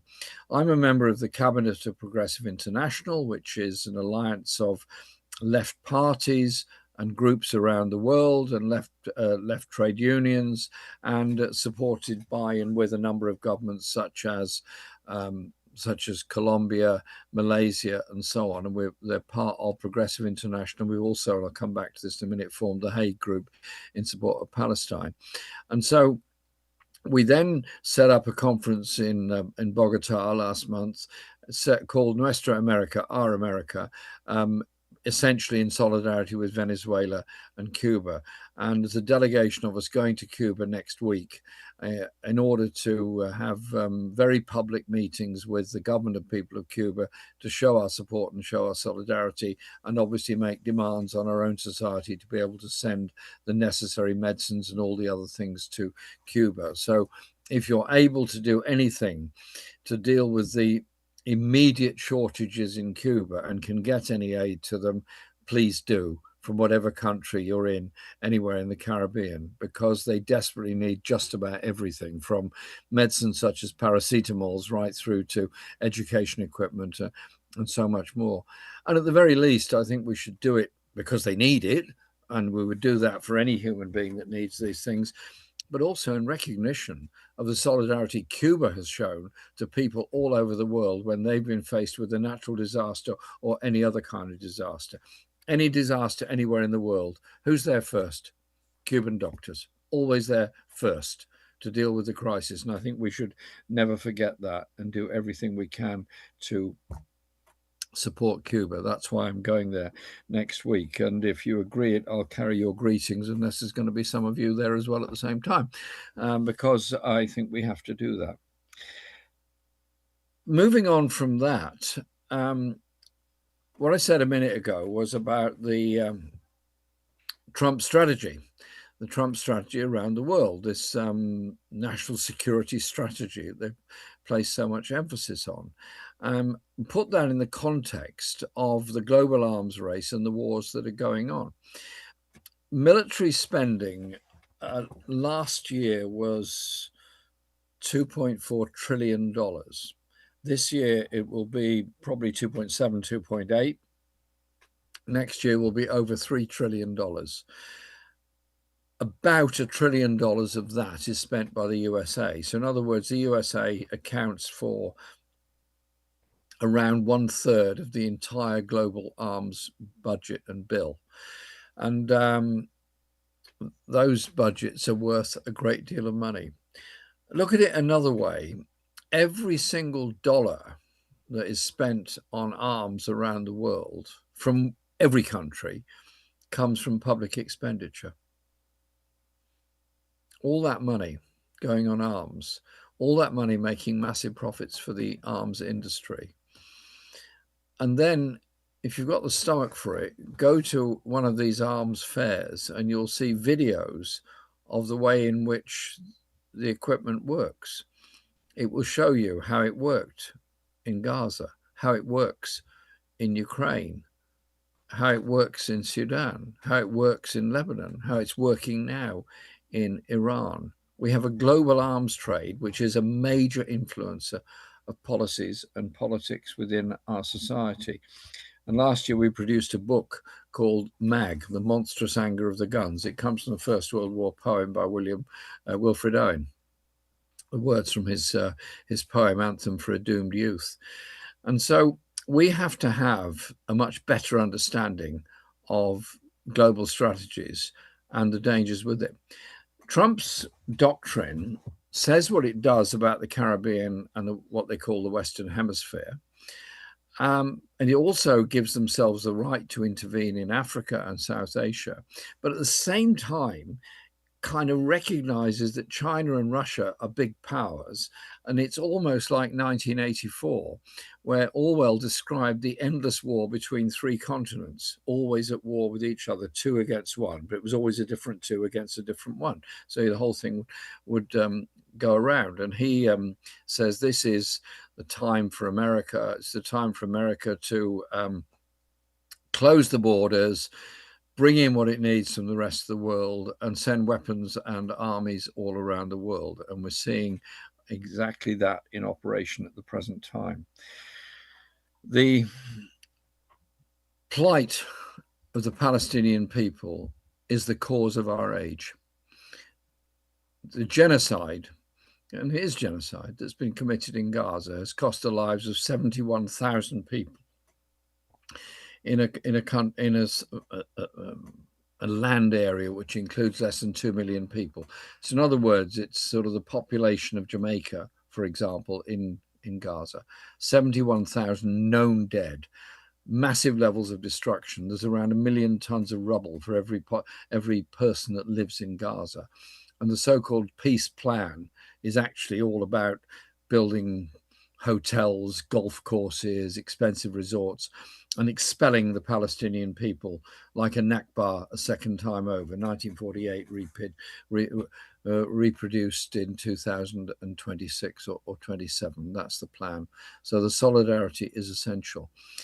And then the new war that's now going on with Iran has never been declared as a war. It is absolutely a war that's going on. Massive levels of bombardment, several thousand people already killed in Iran. And the first thing they did within minutes of starting it was the Tomahawk missiles landing in a school, killing 150 schoolgirls. That was the first act of this particular war. And the British government, to its shame, started out saying they were interested in the situation and observing it, that they were in touch with the Americans and making sure that everything was all right. Starmer then claimed in Parliament that Britain was not joining in the offensive action, but would allow the Americans to undertake defensive actions from British bases. And so today, heavy American bombers are taking off from the Royal Air Force Fairford in Gloucestershire in England to bomb Iran. And when a bomb lands on your home and kills your family, it doesn't make an awful lot of difference whether the person sending the bomb calls it an offensive or a defensive bomb. It's a bomb that has killed your family. It's a bomb that's destroying the infrastructure of Iran. And so we will continue our opposition to what the British government's strategy is within that region. And so that leads me on then to where we go from here. The left causes around the world are what? The kind of society we want to live in, the kind of world we want to live in, where production is for need, not greed, where you value every human being. You ensure that real security comes about for everybody. And what is real security? I was asked this a lot in the last general election because I was accused of being soft on defence. And the Daily Mail said to me, what's your idea of patriotism and security? And so, to the surprise of the Daily Mail, I put my hand on my heart like this and said, I am a patriot. They said, what do you mean? I said, well, to me, being patriotic would be proud to lead a government and a country where there was no homelessness, where there was no poverty, where every child got decent education, everybody got access to health care, and young people didn't go through a mental health crisis because of university debt. They instead got rewarded by getting reasonable jobs in good conditions and free education for all. These things are all absolutely achievable, as is environmental sustainability. But what is not achievable are those aims alongside spending $3 trillion a year on weapons of destruction to kill each other and destroy our societies, or create an economy and a society where there are more billionaires than ever before. That makes it unachievable. And so we have to be active on so many fronts. We have to be active on the wages and the economic questions, opposing the economics of austerity and the economics of inequality, which have bedeviled the world, particularly since Reaganomics and Thatcher's Reaganomics of the 1980s. They were there before, but they got markedly worse from the 1980s onwards. And also be the voice for peace, be the voice for diplomatic solutions to global problems. Where was the UN in trying to bring about a ceasefire in Ukraine, between Russia and Ukraine? Where was the UN in trying to prevent the bombardment and destruction of life in Gaza? And everything that Trump is doing is illegal by any stretch of the imagination. So we are the voice, surely, of reason and intelligence around the world that sees global solutions to what are global problems. So I finish with this. I've been inspired by the history of the Caribbean. It's taught me so much. And the one message I always give to children when I go to schools in my constituency, if they're a history class and smart kids, I said, okay, who abolished the slave trade? If they know a bit, they normally say William Wilberforce and the abolition of slavery in the 19th century. And I always say, wrong, absolutely wrong. Who really abolished slavery was the uprising of the slaves all over the Caribbean. And in the case of Jamaica, particularly Morant Bay and Western Jamaican uprising, which made the sugar trade unviable, which forced the sugar owners to actually end up supporting abolition. They got handsomely rewarded for doing that by the compensation payments. But it's that understanding that historical change comes about from popular actions and popular revolutions. All the sacrifices made in Grenada to get rid of the Gary government and everything that went with it, and to try and bring about the revolution in Grenada as an example to the rest of the Caribbean and the rest of the world, are lessons for us all to learn and reflect on. And in political life here in Britain, we have now formed a new party, your party. It hasn't been without its problems, everybody knows that. But I am determined that we will be that unifying community-based left voice in the country, developing popular politics and popular policies, learning the lessons of being based in, responsible to, by and from the communities that we all need to live in and be part of, because that is where political change comes from, that sense of solidarity. And so I want to say thank you very, very much for the honor of inviting me to give this talk this evening and allow me to reflect on a few of these issues. I'll be in New York in April for the Nuclear Non-Proliferation Treaty Review Conference and the Global Ban Conference that will go with it. And somebody's unmuted themselves. Please mute yourself. Please mute yourself. Thank you. I don't know who it was. I'll be in New York there for the Nuclear Non-Proliferation Treaty Review Conference. Why? Because I want to rid the world of nuclear weapons and the idea that there's a defense given by nuclear weapons. There isn't. They just destroy the planet for all of us. And also because last year I went to Hiroshima for the 80th commemoration of the use of the nuclear weapons there, and joined the global ban movement to get rid of all nuclear weapons. And we need governments in every country in the world, including Grenada, including the Caribbean, that support that kind of non-aligned movement, that kind of process that can bring about a fairer and more just world. Thank you very much.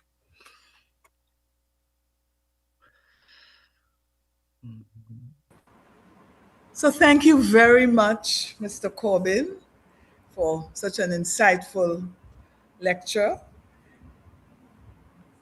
In this time of such turmoil globally, and indeed on our own doorsteps in the region, I'm sure the audience, members of the audience, have questions for you or would like to make comments. We assure you that you will have an opportunity to do that soon. We also want to let you know that this lecture is streamed live on Facebook and YouTube. So right after the remarks by the next set of remarks, we will invite you, we'll open up the process and invite you to ask questions. We are especially thankful to you, Mr. Corbin, because we recognize that it's now after 11 in the night in the UK. And we also add our voices to express appreciation for all of the work that you've been doing. Thank you very much. We now want to move to inviting Mr. Donald Ramota to make some remarks. Mr. Ramota is a Guyanese politician who served as the 7th president of Guyana from December 2011 to May 2015. a longtime member of the People's Progressive Party. He previously served as the party's general secretary from 1997 to 2013 and has remained active in international relations, focusing on Caribbean security and relations with China. He's an economist by training. Post this presidency, he has been involved in regional diplomacy, signing statements calling for the Caribbean to remain a zone of peace, and has participated in international conferences discussing global issues in Malaysia and China-Guyana relations. Mr. Ramota remains a prominent voice within the Guyanese political landscape. Mr. Ramota, welcome. Thank you. Are you hearing me? Are you hearing me? Hello? Are you hearing me? Yes, we're hearing. Yes. Good. Yes, Thank you we're very hearing. much. And probably Thank if you you so can much. bring up so more of your face can be shown. I think you're a bit too low on your seat, so we're not seeing the whole of your, well, not the upper I'll try. body, My but the face. computer is giving me some yes, it's much trouble at the better moment. now. So. Okay, if good. you can pull your, yes, that's better. Yes, okay. Now, thank you very much. And I want to thank you for inviting me to be part of this very important event. I believe that the Grenada Revolution of 1979 is the most important event that occurred in the independent English-speaking Caribbean, and one that has made profound changes in the lives of the Grenadian people, and for Caribbean people to constantly look back to learn from. I want to say how happy I am to share this platform with Mr. Jeremy Corbyn, someone who I've been following his struggles all along, and wish him well and hope that his new party can work hard enough to take over Britain, and that will make life easier for all of us. Just to say that the revolution in Grenada, I believe, took place at a time when there was a lot of big revolutionary movements in the world, and it was probably at the end of that period when the right-wing forces were beginning to organize themselves and bringing themselves to counter a lot of the changes that were taking place in the world. You remember in the 1970s itself began with the revolution with the victory of Allende in Chile. And then we had the Vietnam victory in 1975, the collapse of the Portuguese colonialism in Africa, Mozambique, Angola, Guinea-Bissau. You had also the impact of that in Europe itself with the collapse of the fascist government in Portugal. And then we had the revolution in Nicaragua, in the Caribbean, and the uprising in the Caribbean with Grenada. You had some left Dominica, St. Lucia.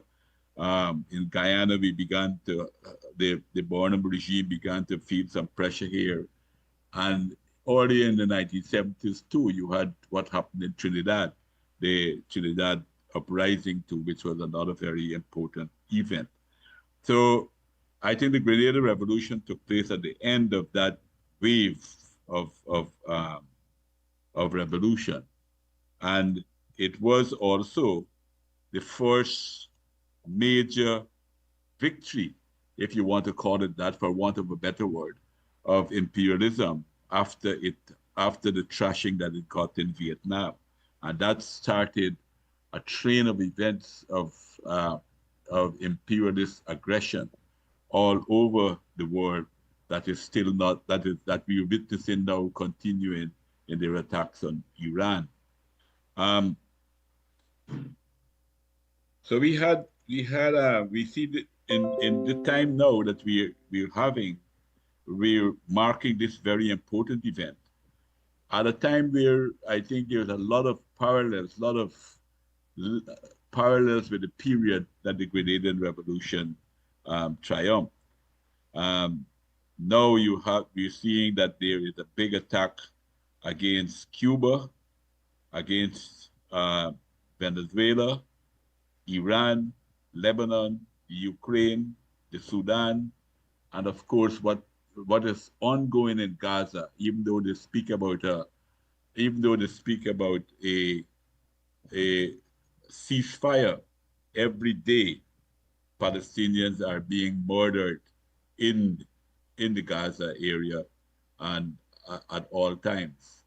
Um, and so that is some of the of what we're facing at this time to time. And I think that imperialism has become extremely aggressive, just like in Grenada, when they seemed to believe that everything was collapsing, that they unleashed a violence not only in the region but in various parts of the world under the Thatcher-Reagan combination that threw back the struggle of the left movement in some ways to some extent.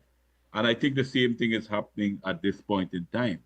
One of the big motivation of some of the attacks that are taking place is the fear of the rise of China. Although China had a totally different philosophy than the US, I don't think China has set out to want to dominate the world. Its policies have been very good and has allowed how to develop. And it's always been, China had always been a country that was giving solidarity and helping to build other countries. We remember when it was much, much poorer in the 1960s and early 1970s, that it helped to break the apartheid regime by allowing the Southern African countries to be more independent in their position and less dependent on South Africa with the railway from Zambia to Tanzania, which allowed the Zambians, which is a landlocked country, to export their copper via Tanzania, not through South Africa, and give Zambia the freedom to give more solidarity and support to the ANC fighters at that point in time. So I think it's a similar type of situation taking place now. They want to stop what they call the growth of China in our region. They want to stop the growth of China all over the world. And the bold initiative by China, the Belt and Road Initiative, which has captured the imagination of people and has the potential of really developing the world in such a way to make it more prosperous, to end poverty and so forth. Those are the things that they want to, that has started them to attack the movement as a whole. Cuba, we know for a long time they hated Cuba, and I think Jeremy captured it correctly. They were more afraid. Cuba has not been in fact, Cuba has never been a threat to the United States militarily.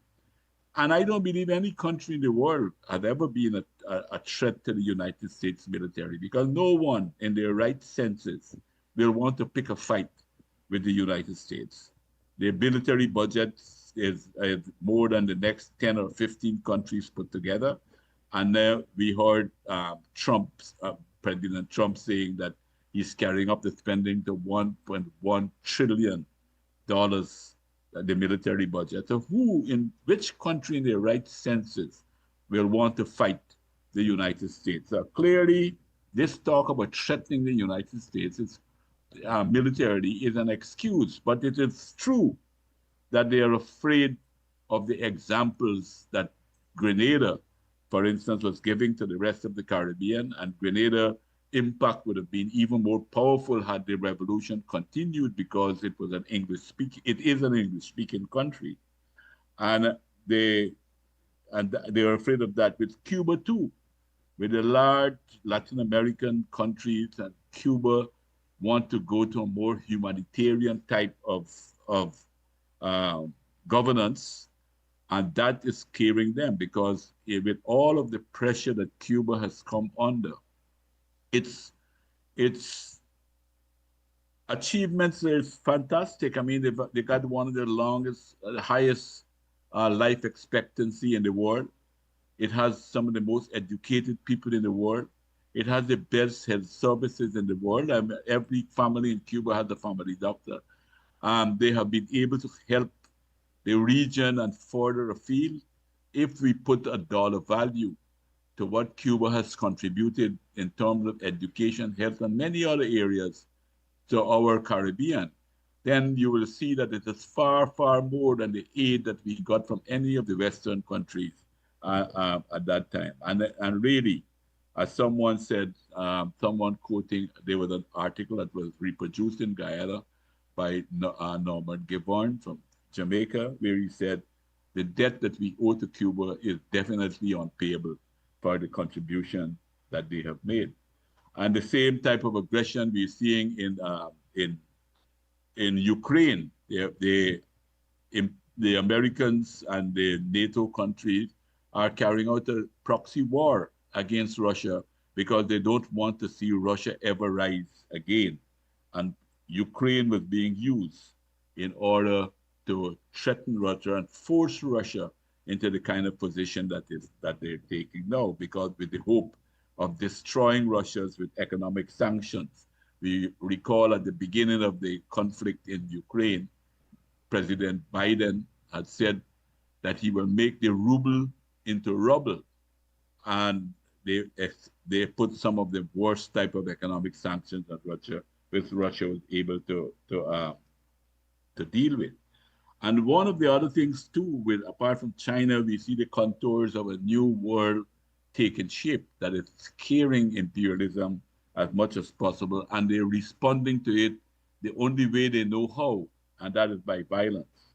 We see the development of the BRICS countries, that new alliance, BRICS, that is attracting a lot of attention as it progressed. The contours of that new society is actually taking place. So taking the lessons from Grenada, I think that we have to look at our own weakness in these areas and the many defeats that we have been having, and to deal with them. Part of it being that we have to try to preserve our unity as much as possible, if not at the level of there seems to be a high level of unity at the level of the governments that are turning their backs on Cuba now and taking a strong, because of fear, because of the direct fear and the dependence of the leader, the more fear, military fear of what America can do to them, both militarily and economically. Many of the governments have caved in at this point in time. But we should preserve the unity of the masses here. And one of the weaknesses that we have is organizations. We don't have enough left-wing political parties that can take advantage of some of this dissatisfaction that exists, that is causing the imperialists so much of sleepless nights, and to get them into such a frenzy as to be attacking people. And we need political parties, we need to organize ourselves and to remember that Grenada, one of the reasons that the revolution in Grenada collapsed was not only due to outside pressure, that was a big factor as well, but it was also due to internal disunity, which we must constantly guard against and never allow that to happen again. Secondly, I would think that we are in a great difficult period in the world at this point in time. I think we're very, very close to a world war that can destroy us. Many of the theories of the imperialist states was that nuclear weapons was what is keeping the peace because people were afraid to use it. But I prefer to take the view of some others, scientists who said that you cannot be preparing for war and expect to have peace. And once these weapons exist in the world, we know that the possibility of them being used is growing. We know that they were used already in Nagasaki, in Japan, and we know also that we understand now from various analysis that there's a big debate going on in the United States and particularly Israel about using nuclear weapons on Iran. Now, I think that this should warn all of us that if there's a nuclear war, none of us is safe, and it can easily go out of hand, and we can all go back to the Stone Age. And therefore, all of us will have a responsibility and a duty to fight against these nuclear weapons that exist in the world today. We have to constantly fight against that. And we should revive the strength of the peace movement as we had in the 1970s and 1980s. It is badly needed. I think the dangers that exist for nuclear disaster is far greater than the consciousness of our people. And we who have some idea of that danger, we have a responsibility to tell our people and to organize our people and to take steps to try to do what little we can to fight against this type of things. The other thing that I've noticed has been happening is the destruction of international institutions and the destruction of international laws. And that seems to be a deliberate policy on the part of the United States itself. We see they're defunding the United Nations and they're disregarding a lot of the positions of the United Nations. All the international laws are being broken. The latest being in this attack on Iran that has taken place. And I think we have to talk about this a lot because the propaganda that they are having, it's tremendous. On Iran, talking about Iran wanting to build a nuclear weapon, which was totally untrue, but they continue to plug that line. And we have to do whatever little we can to raise the consciousness of people all over the world and in the Caribbean in particular. And we must understand, I believe, as small countries, that international laws are very important for us. Otherwise, without international laws, we will just fall back into colonialism, where we will be dictated to by the powerful countries in the world. Therefore, standing up for international laws, in my view, is extremely important. And thirdly, particularly for the Caribbean, we have to watch what they talk about, this drug trade. It is very clear to me that the United States wants to keep a so-called drug threat alive in the world. They're not, if they really wanted to fight against the drug trade, then they would be doing far more internally to deal with the demand that their own society has created. Secondly, they will do far more in fighting against the guns, the smuggling of weapons into our area. We don't produce any weapons, but the area is full of weapons and crimes are being committed with these weapons. Thirdly, where most of the money from the drug trade are being laundered by the banks in Wall Street and in London. And therefore, they have a lot that they could do to fight those crimes, but they don't want to do it because they're now politicized it and using it to charge any government or any leader who they want to get rid of to say that they have been involved in drugs to attack these countries. So I think we have to call for if in 1974, President Richard Nixon talked about fight the war against drugs, then we can safely say that we are losing that war because drugs have increased exponentially. And therefore, we should find some other means, all the think tanks that we have in the various universities in our world should put their minds together to find another approach to dealing with this problem, because very, very clearly, the approach that we have been using since 1974 is definitely not working.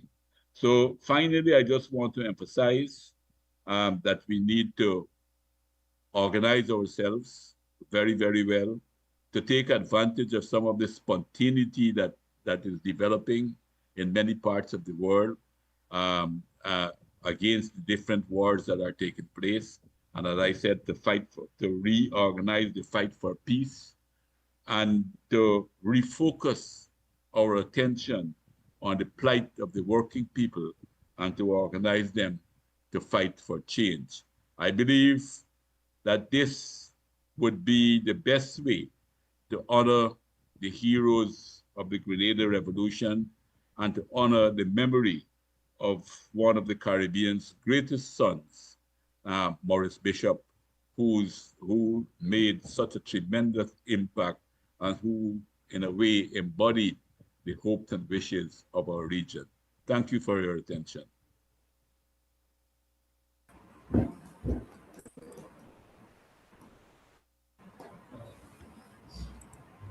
Thank you very much. Thank you very much, Mr. Ramota, especially for your analyses, recommendations, and urgings. We all share a virtual applause for yourself and Mr. Corbin. We've come to the point where we invite your participation. The rest of us present, we know some of you may have questions or comments, etc. How are we going to manage this? Please use the chat and or raise your virtual hand. Several of us are going to be observing and assisting me to give you the opportunity to speak. We also urge you to keep your mics off, reminding you to keep your mics off until you're asked to speak, until you have the floor. Do we have any questions yet in the chat, comments from the rest of the team? Do we have any comments or questions? Are we seeing any hands? Hands up virtually. May I ask a question? I'm seeing Kenneth Scott. Yes, thank you. That's the first hand I'm seeing. So please unmute yourself so you can make your contribution. Thank you, Madam Chair. And my question is to Mr. Ramota. Mr. Ramota, what is the position of the CARICOM states in regards to what's happening now in Cuba with the threats that the Rubio fella is making against Cuba? Is there some solidarity there? And I also have a question for Mr. Corbin after this as well. You're muted.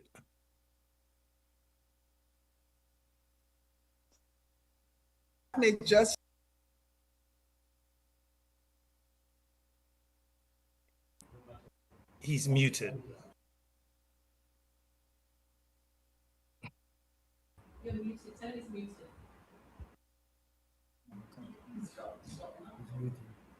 You need to unmute in order to respond. Now, while Mr. Ramota is gone, can I ask a question to Mr. Corbin? Yes, go ahead, please. Mr. MP Corbin, what is the question I want to ask? Will you make another bid for party leader of the Labour Party again, you think? Because what I see with the Labour Party, I can't seem nowadays to tell the difference between the Conservatives and Labour. I really don't see it anymore. It doesn't stand out as it used to stand out as a Labour Party with the current party, government party leader, Mr. What's his name? I've even forgotten his name. Mama. But that's my question. I'm here. Hello. Hello, you hear me? I just want to quickly say We're hearing you. Look again, girl. Look again. On the Caribbean issue, I think most of the situation in the Caribbean is still not very, very clear, but it seems to me most of the governments in the region, they are caving in to the pressure from the United States. And there's a lot of governments are abandoning Cuba at this point in time. Many of them speak about about in order to cover their shame, I believe, speaking about free and fair elections in Cuba without speaking about the kind of blockade that exists and that is damaging the Cuban Revolution in many ways. So I still think we probably need a little bit more time to get a better idea of how all the individual countries, what would be the attitude of all of them. But as far as I see at this point in time, there seems to be a retreat from the kind of solidarity that we always had with Cuba. Thank you very much, sir. Okay, shall I deal with the second question now? Yes, please, sir. Yeah, Kenneth, thanks for your question. I was a member of the Labour Party from the age of 16 until 2024. After I ceased to be leader of the Labour Party in 2020, I was subsequently suspended from membership. I appealed against that and won the appeal and was reinstated in membership after a few weeks. I was then suspended from membership of the Parliamentary Labour Party, which is not subject to the rules of the rest of the Labour Party, denied any right of appeal or anything else. And then Starmer himself proposed that I was not to be allowed to represent the Labour Party in any public office or position ever again. And this was then argued against by members of my own local party in Islington North. And they then asked these Islington North members if they could have the opportunity to have an open selection for the next parliamentary candidate with me as part of the potential candidates to be the Labour candidate for the election. They were refused that. And I was then told that I was not allowed to even apply to be a Labour candidate.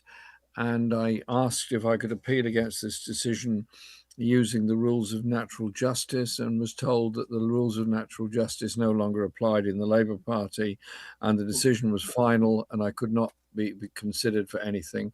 So I said that in that case, in response to local demands, I would offer my services to be a Labour MP, not allowed to be the Member of Parliament for Islington North, and I stood as an independent and was then expelled from the Labour Party, and we subsequently won that election. Labour Party membership has gone down a great deal, and despite winning a very large parliamentary majority in 2024, the Labour vote was almost 1 million less than I achieved in 2019 and nearly 3 million less than I achieved in 2017. And since then, the membership of the Labour Party has gone down from 600,000 when I was the leader to now, they don't publish the figures, but they're believed to be well below 200,000, possibly 100,000, 150,000, something like that. They don't publish the figures. And so would I go back into the Labour Party? Well, I'm banned. I can't go back. I don't want to go back. And indeed, the left activists around the country, very few of whom are still in the Labour Party. And that doesn't mean that in Parliament, our parliamentary group, the Independent Alliance Group, there's 5 of us, don't work with the Labour left. We do. And they're good friends of mine, Richard Bergen, John McDonnell, Apsana Begum, and Bel Ribeiro Addy, and a few others. I work closely with them. I talk to them every day. And your party is now getting ready to contest elections and become that sort of community force that the Labour Party ought to be. So politics is playing out, but it means that the left have got to come together in lots of ways, and I'm sure you appreciate this.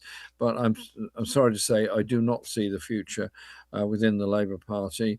They have lost a number of parliamentary by-elections which were previously incredibly safe Labour constituencies, and their opinion poll rating is varies, but it's usually around 15% at the moment, which and the high point of Labour was 41% in the 2017 election. So I don't see the way back. The Labour Party doesn't want me back, and I'm doing all my work in the your party, but also our project, the Peace and Justice Project, which is an important social media or social organization which does a lot of international solidarity work, music work and literature work as well. And that has a very large number of people signed up to it, probably about 70,000 who work within it and for it. And it is not part of your party, but I think a large number of members of the Peace and Justice Project are also members of your party. So if that's a help, that's my answer. Am I happy about the way politics has developed? Obviously not. But when you have a so-called Labour government taking part in an illegal war in Iran, not even getting around to calling for a ceasefire for months in the case of Gaza, and continuing supplying weapons to Israel, committing genocide in Gaza, as well as the inequality issues, which I mentioned in my lecture earlier, then you really call into question what is the future of that party. Thank you very much for that. You're very welcome. Thank you.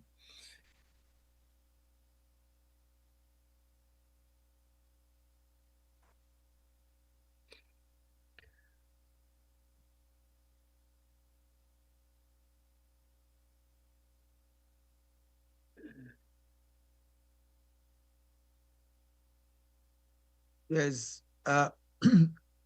probably, Madam Moderator, can I just pose a question to Comrade Ramota?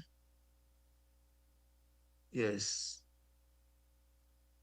Yes, I just want to ask, what do you see? Because as you characterize it, it's not that people are not supportive, the people. What we have is a sense of fear, particularly among leaders, a sense of fear even to speak out. What do you think we as a Caribbean people, of course, the leaders have to face all the diplomatic intrigues and so, but what do you think we as a Caribbean people can do in a concrete way to assist the people of Cuba at this moment of immense need as a people? Grenada, Guyana, the rest of the OECS, that would, apart from speaking, and I think the reason our voices are important, but is there something concrete that you think that we can do as a Caribbean people to assist in concrete ways? Well, right now the Cuban people, I think, need a lot of help, welfare help, and whatever we can send to Cuba, whatever we can organize, raise things to send to ease the kind of a pressure that Cuba is going through, we should do it. But at a political level, I think we should try to do our best to see what kind of pressure we can put on our own authorities to see what they put a counter pressure, because we know that they're coming under a lot of pressure from the United States, and to see what type of counter pressure that we can apply in the form of either petitions, demonstrations, or whatever we could do politically. I think whatever is possible in our circumstances, we should try to do. The problem is, at this time, our organizationally, we're pretty weak, I believe, from the left point of view. From the left political point of view, we're not as strong as we used to be in the past. And so I would say, and then in a longer term, medium and longer term, we should try to build back our organizations to take more strong anti-imperialist positions. many people are just saying that you can't fight against the United States. They're so strong and so powerful. But I think that's a defeatist type of position. And there's always something that you can do to resist this type of oppression.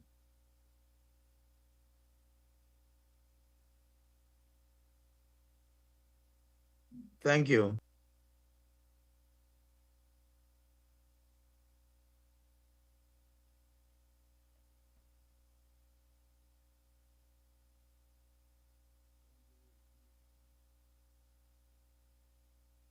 Go ahead, Denzel.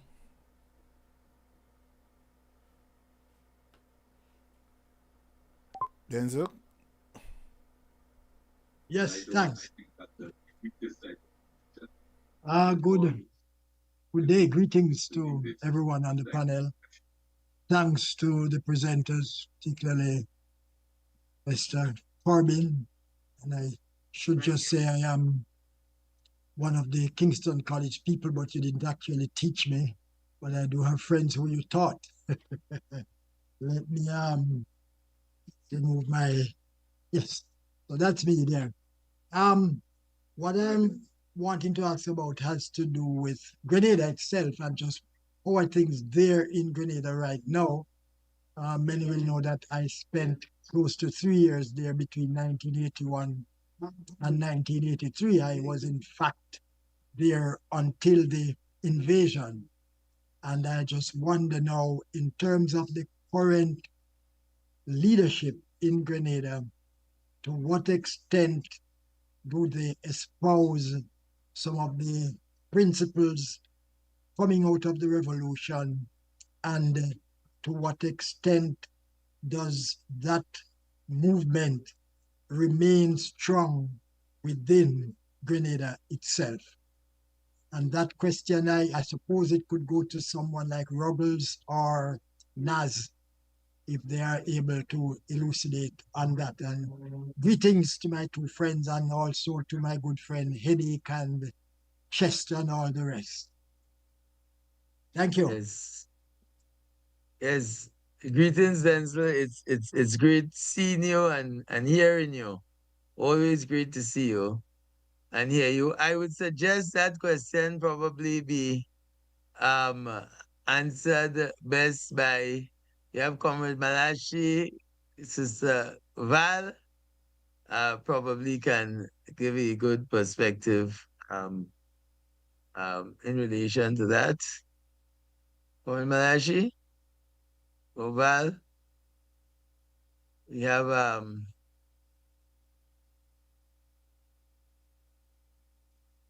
yeah, or anybody else, but I would suggest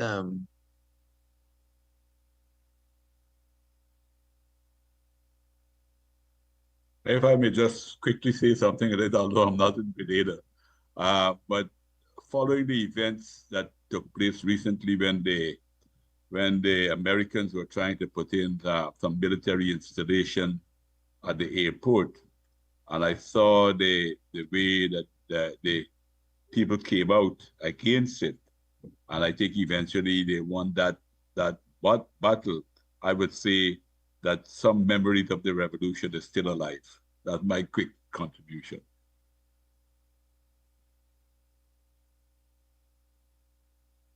yes, and if I probably might just quickly say I give deference to my colleagues on the question, but probably as you recognize that on the radar issue, Grenada basically did not budge, and we have on the third country refugees. Most of the other countries have caved in, but Grenada has, to date, stood as not taken, as far as I know, a position of agreement. Ultimately, I think in terms of Grenada and politics over the last several years, what we have had is an embrace by the two major parties over the years of Cuba. In fact, I believe that the former Prime Minister, Dr. Keith Mitchell, received an award from the Cubans, and they maintain very strong relations with Cuba, and that has continued irrespective of the government in power. That has continued. The Prime Minister himself, during the campaign, and he was quite a new entrant into politics, made no secret, I should say, of his admiration for the revolution, his admiration for Morris Bishop. And now we have a third party in the runnings, that's the Democratic People's Movement, led by Peter David. And then, so you know Peter. Peter served as a foreign minister under both the NNP and the NDC. And Peter has made very open statements, probably the only leader who has made very open statements in support, in solidarity with both Venezuela and Cuba. And I think generally, Grenada remains a progressive nation. What you may not have is people as vocal as before, and that has to do with probably the lack of leadership. So you find many spontaneous activities taking place individually here, there, and everywhere. When there was a reader, there was spontaneous demonstrations. But at the end of the day, the organization, and I do believe, if I'm asked to render my own personal view, that what is needed, what we need, many voices, collective voices throughout the region, within and without Grenada, one, and two, some form of collective action. In that, instead of everybody doing their own bits and pieces here, there, and everywhere, it needs to be more organized and coordinated. But I think in terms of the deep-seated feeling of the Grenadian people at all levels, especially with the situation in Cuba now, there is deep solidarity. What we have to do is to translate that solidarity into something very concrete, material, in keeping with the needs of the Cuban people at this time. So that's just my own 2 pence on it. I just want to apologize. I might have to leave now. So I just, if there's anything quickly you want me to answer before I go, but I have to leave at this point in time. Hello. Hi, I have a question here. Hi, Ms. Ramatar and Mr. Corbyn. Thank you for your contributions and your insights today. This came on. She's one of my lawyers from London. She just came. She didn't wait. She just came on. Go ahead. Tell her to go ahead. Go ahead. Go ahead. Hi, thank you. Hi, thank you for your contributions, and thank you, Jackie, for the invitation. I'm Jackie's former employer. Lovely to see you, employee. Donald Ramatar, I just want to start a question specifically about your view on Guyana. Being half Guyanese and of the Guyanese diaspora, I'm half Jamaican as well. I'm really keen to reconnect with my Guyanese side. And also having lived in China for 2.5 years and doing a degree in Mandarin and French, I've got quite a strong interest in Guyana and China. And Guyana currently is entering a new era of economic importance with the oil discovery. I'm quite interested to hear on what your view would be on how you advise the diaspora, the Guyanese diaspora, to engage with this development in a way that furthers Guyana's interests, and also how to leverage the relationship that I can see is growing between China and Guyana? Yeah, I would say that Guyana has good relationship with China. I know that they're coming under a lot of pressure from the Americans to try to reduce those relationships. But I think the relationship has gone pretty deep over the years. And it's going to be very difficult because I don't think the United States can replace China in many of the projects that they're involved in. What the government is doing at this point in time is using the newfound wealth in the oil industry that we have, even though I think we're getting a pittance from what we should be getting. But they're using it to do some of the things that we needed, that we were short of for a very long time, and that is be building up the infrastructure that we didn't have for a long time. And I think it's a very good idea because it's in a way preparing for when the oil will disappear. And we will have the kind of physical infrastructure so that we can continue to have economic development. You know, you part Guyanese, you know the country, it's on the coastline, it's one type of geography, but going into the interior, it's another. And the coastline is the Caribbean, and the south of the country, it's Latin. And now that they were kind of isolated from each other, but now the infrastructure that we're developing will be able to integrate the country further. And there's a lot of opportunities now. I think now is the best time anyone wants to come to Guyana to do something. Now is the best time to get in because it's still early period. And I think they can, the earlier they get into the system, the better it is. That would be my advice to Guyanese and non-Guyanese who would like to come here at this point in time. So are you hearing me you. now? Very helpful. I'll be booking my You're not ticket. getting an echo? Okay, can I leave now? It will be all right. I really have to leave. Thank you very much. We understand. Thanks for your contribution. Thank you very much. Yes, thank you, Donald. Yes, thank you. We have some comments in the chat. Okay, is it okay now? Yeah. Right. Thank you. There's a hand up. Val. There's a hand up. The first comment. Good evening, everyone. Phenomenal transmission. Thank you so much to each presenter for the insightful discourse and sharing.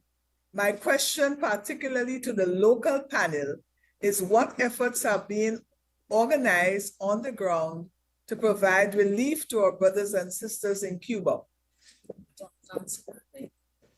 I think that was partly answered earlier before we got this question. But if there are any further comments, let us, we can please indicate.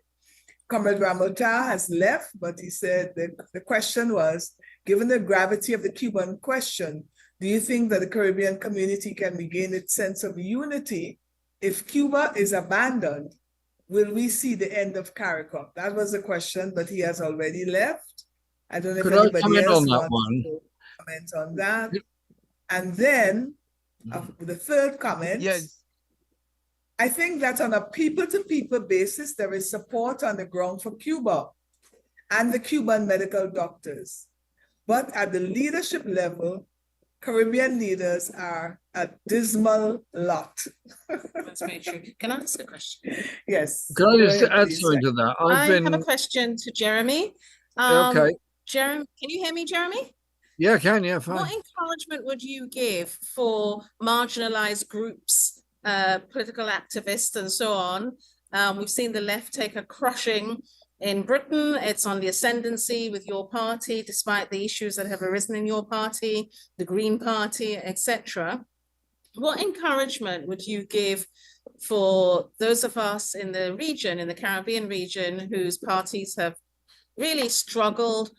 Some new parties are emerging. How do you keep going? Well, thanks, Jackie, and thanks for the questions that have been put there. The first thing I'd say is I think some of the wording used in one of the questions saying, do you think that the Caribbean community can regain its sense of unity if Cuba is abandoned? will it see the end of CARICOM? Well, first of all, let's not abandon Cuba. I remember when the Cuban Revolution came in 1959, they were completely alone. And there was almost no communication for quite a long time between most of the Caribbean and Cuba. That sort of barrier was broken, I suppose, by Jamaica as much as anybody else with Michael Manley, but it took a long time, and Cuba was very isolated for a very long time, and so they survived with great difficulty and enormous hardship, and they're still going through difficulties and hardship. But it's not to say around the world there isn't a lot of support and admiration from Cuba. And I was just checking while I was waiting to respond to this that the latest motion that we put to Parliament in favour of supporting Cuba, ending sanctions and ending US sanctions on Cuba has received the support of 80 MPs of all parties. Well, that is quite significant. They are a mixture of all parties, and so that shows something. But I do think there has to be a popular understanding, and so I would have thought any kind of public demonstrations in support of Cuba all across the Caribbean would be very, very welcome, because what's the alternative? Trump has got away with bombing fishing boats off Venezuela, bombing fishing boats off the coast of Trinidad, killing people without any examination of even what they were doing. And then when the boats are sunk and these fishermen are dead, claiming they were all drug dealers. I mean, it's a pretty bad way of going about things. And so I do think there needs to be that demonstration.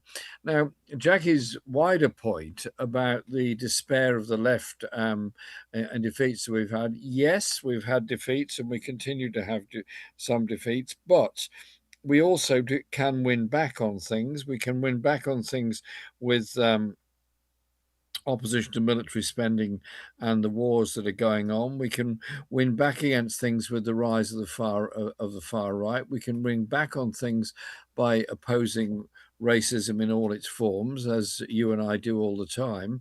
And so I don't think we should be in such despair, but I do think we spend too much time sometimes not doing the campaigning work we should be doing in communities. And so when in England, particularly, probably more so than Scotland or Wales, we've had these ghastly demonstrations against the asylum hotels.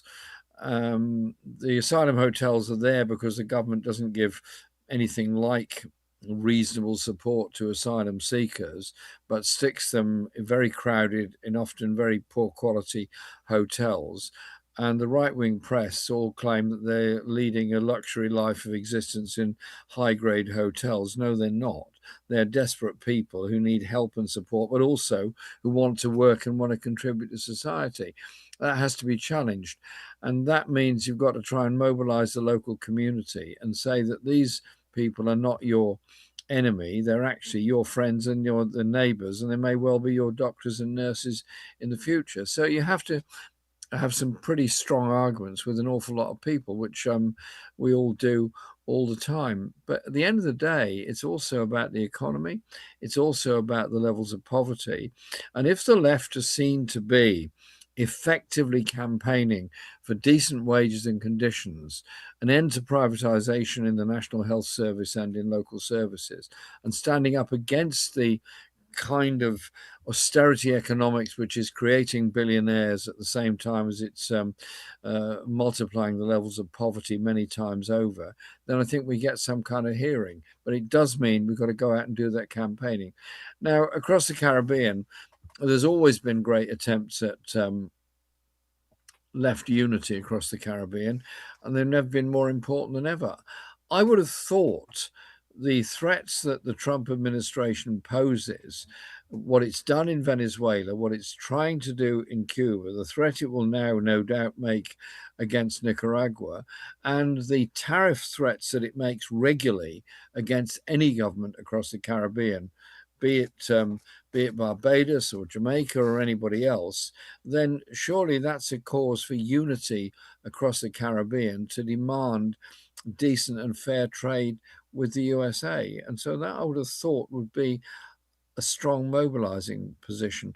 Last thing I'd say is I found the discussions on reparations very interesting, and I attended quite a big event on that in Jamaica, which was as part of the Michael Manley Centenary. It was well attended and very interesting. And we've also had a number of conferences in London and other places.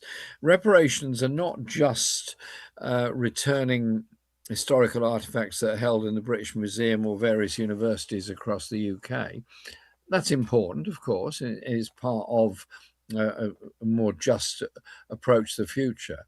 But the wider issue is the trading relationships between the former colonies of the Caribbean and Africa with Europe, North America, and so on. And it is about reasonable and decent trade.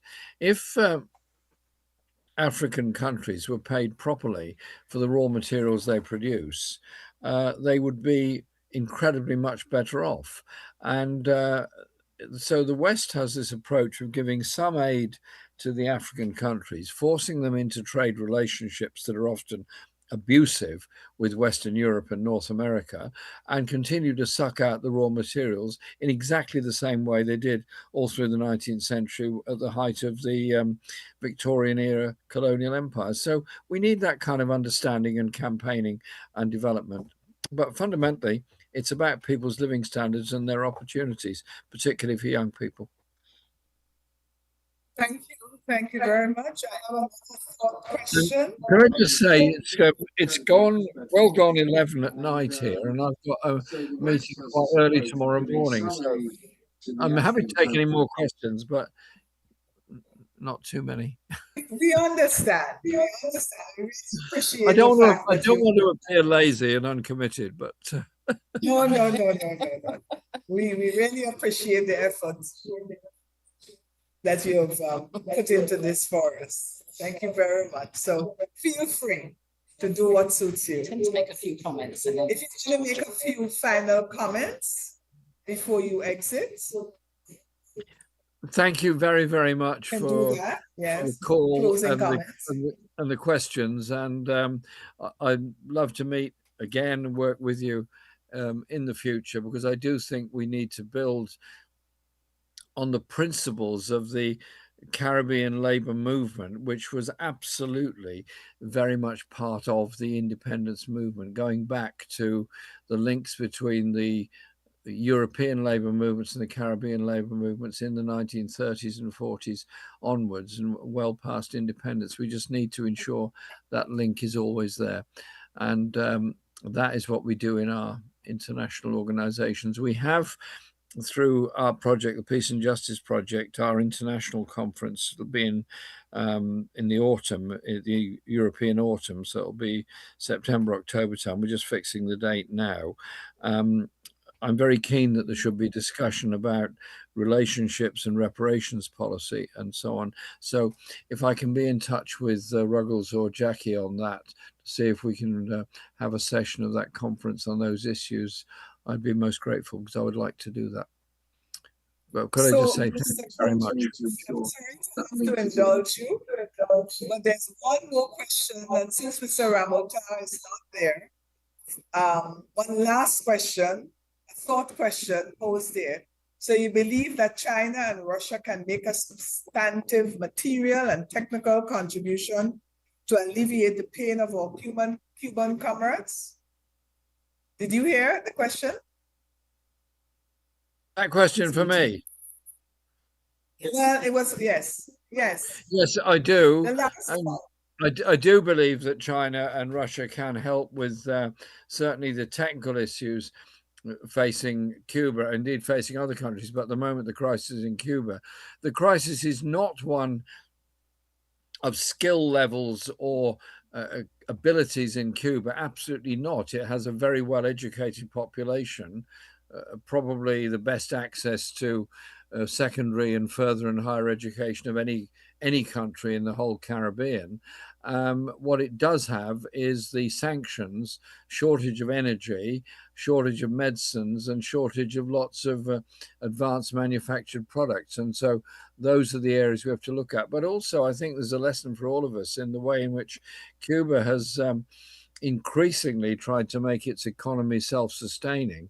The first time I went to Cuba was in the 1980s, when it was very much part of the Soviet system, and it was importing a lot of stuff, even food, from the CARICOM country, not CARICOM, the Comecon countries.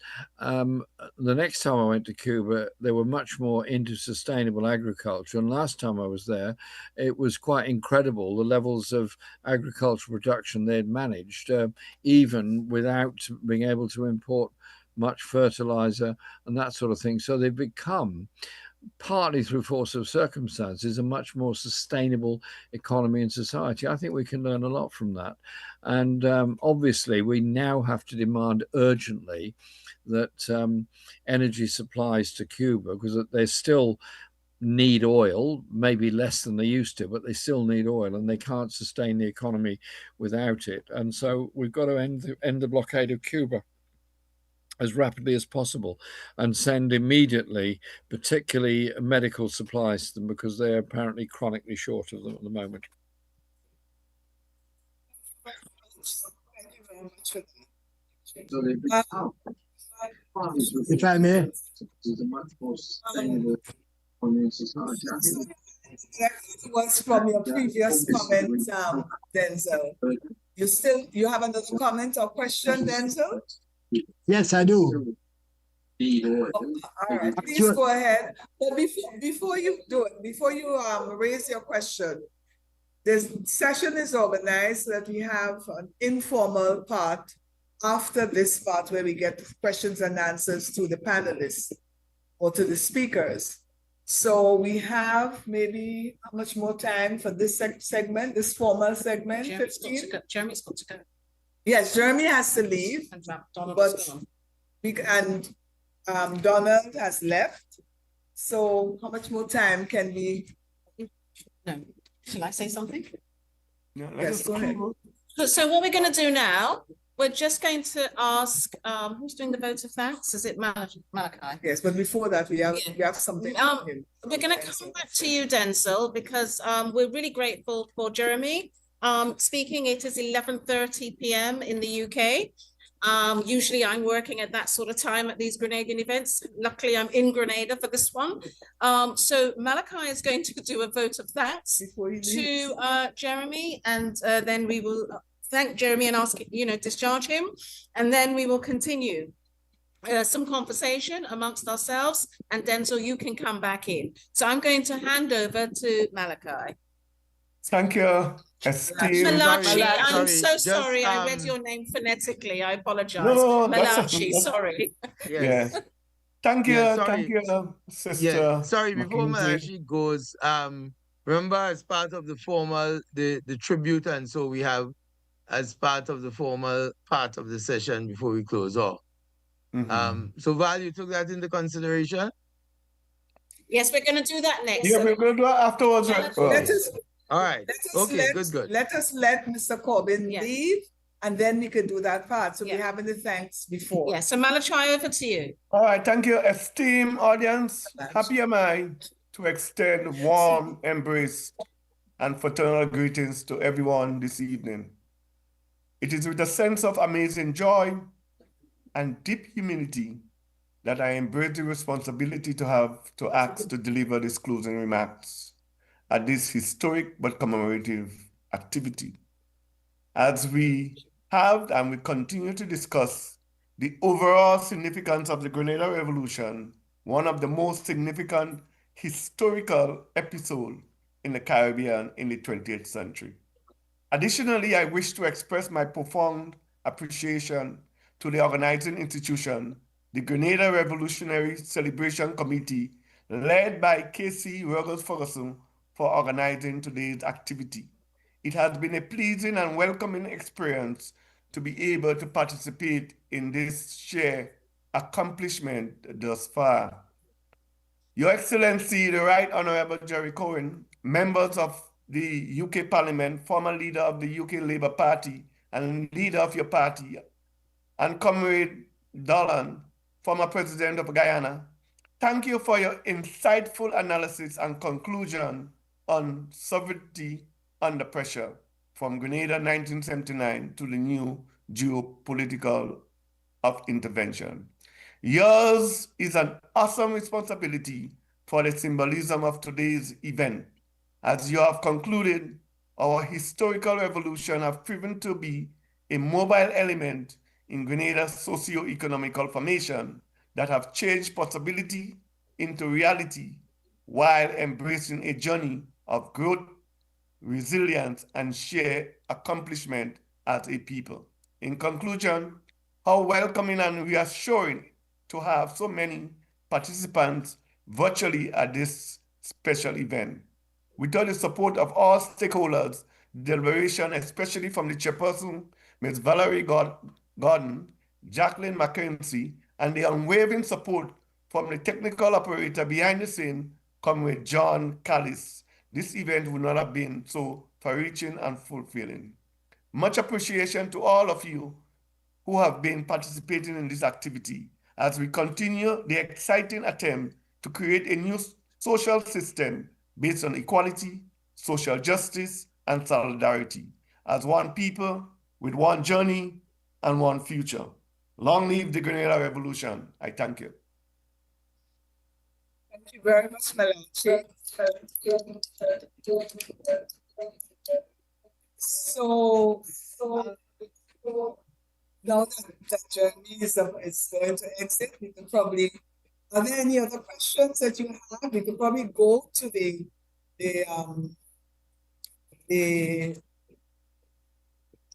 what should we call it? Sorry, let me just give me a second.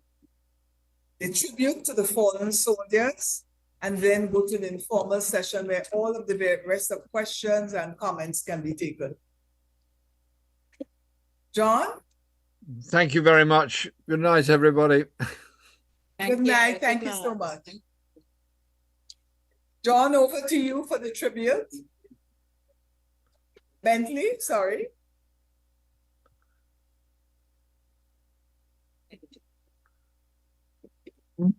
Yeah. Whoa. I was just probably leaving. Just settings. Real soldiers.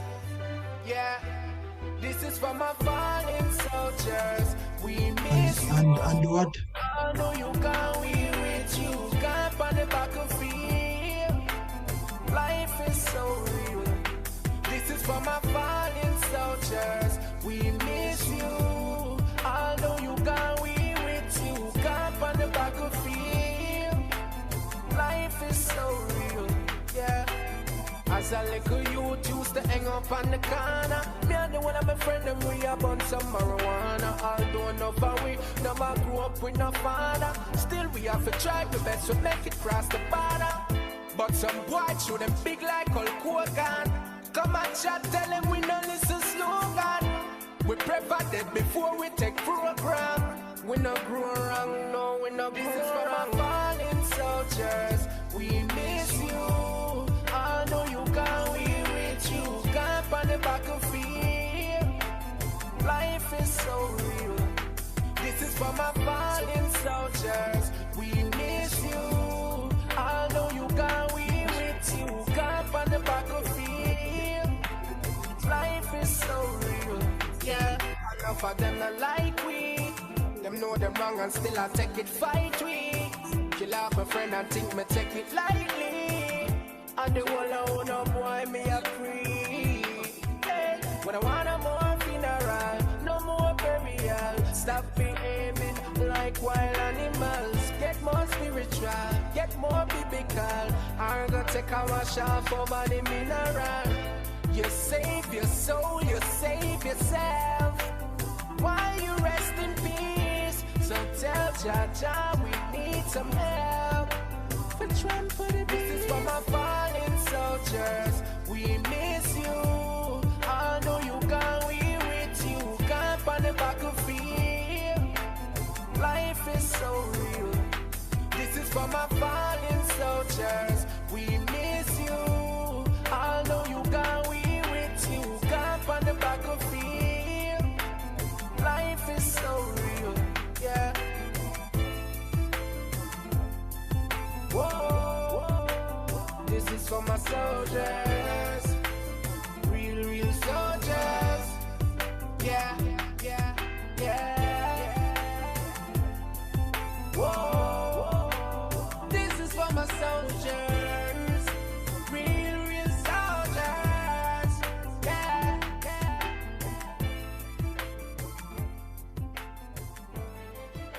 yeah. Whoa.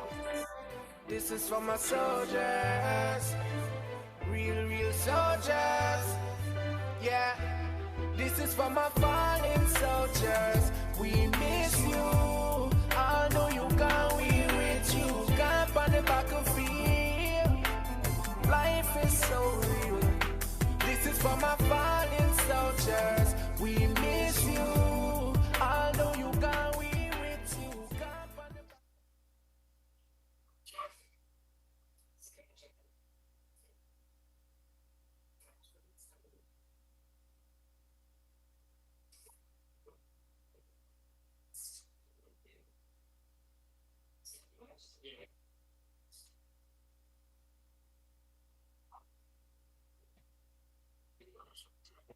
Yes. Thanks to everybody for your role and your part or your participation or attendance. We now come to the informal session. Some of us have to leave, but instead we open the floor, and usually this could go on for as long as people are interested in staying and chatting and whatever else. So thanks again to everybody for your attendance and participation. Long live the Grenada Revolution. Enjoy the anniversary, whatever celebrations happen or take place or you attend or participate in over the weekend. I know there is I know the XPRA Association is holding a big event. The annual event is on Sunday at the park, Cuthbert Peters Park in Grove, starting from 10 in the morning, and it's an all-day line. So share the word and feel free to attend. So that's it for me and Jackie, because I'm taking her home as well. But I'm sure John and his assistant are going to take over to facilitate this. Have a good time. I know this is usually a very good part of the session. Enjoy. All right, Val. Thank you. Thank you, Jackie. Come off this one. So you need to go back onto your bit.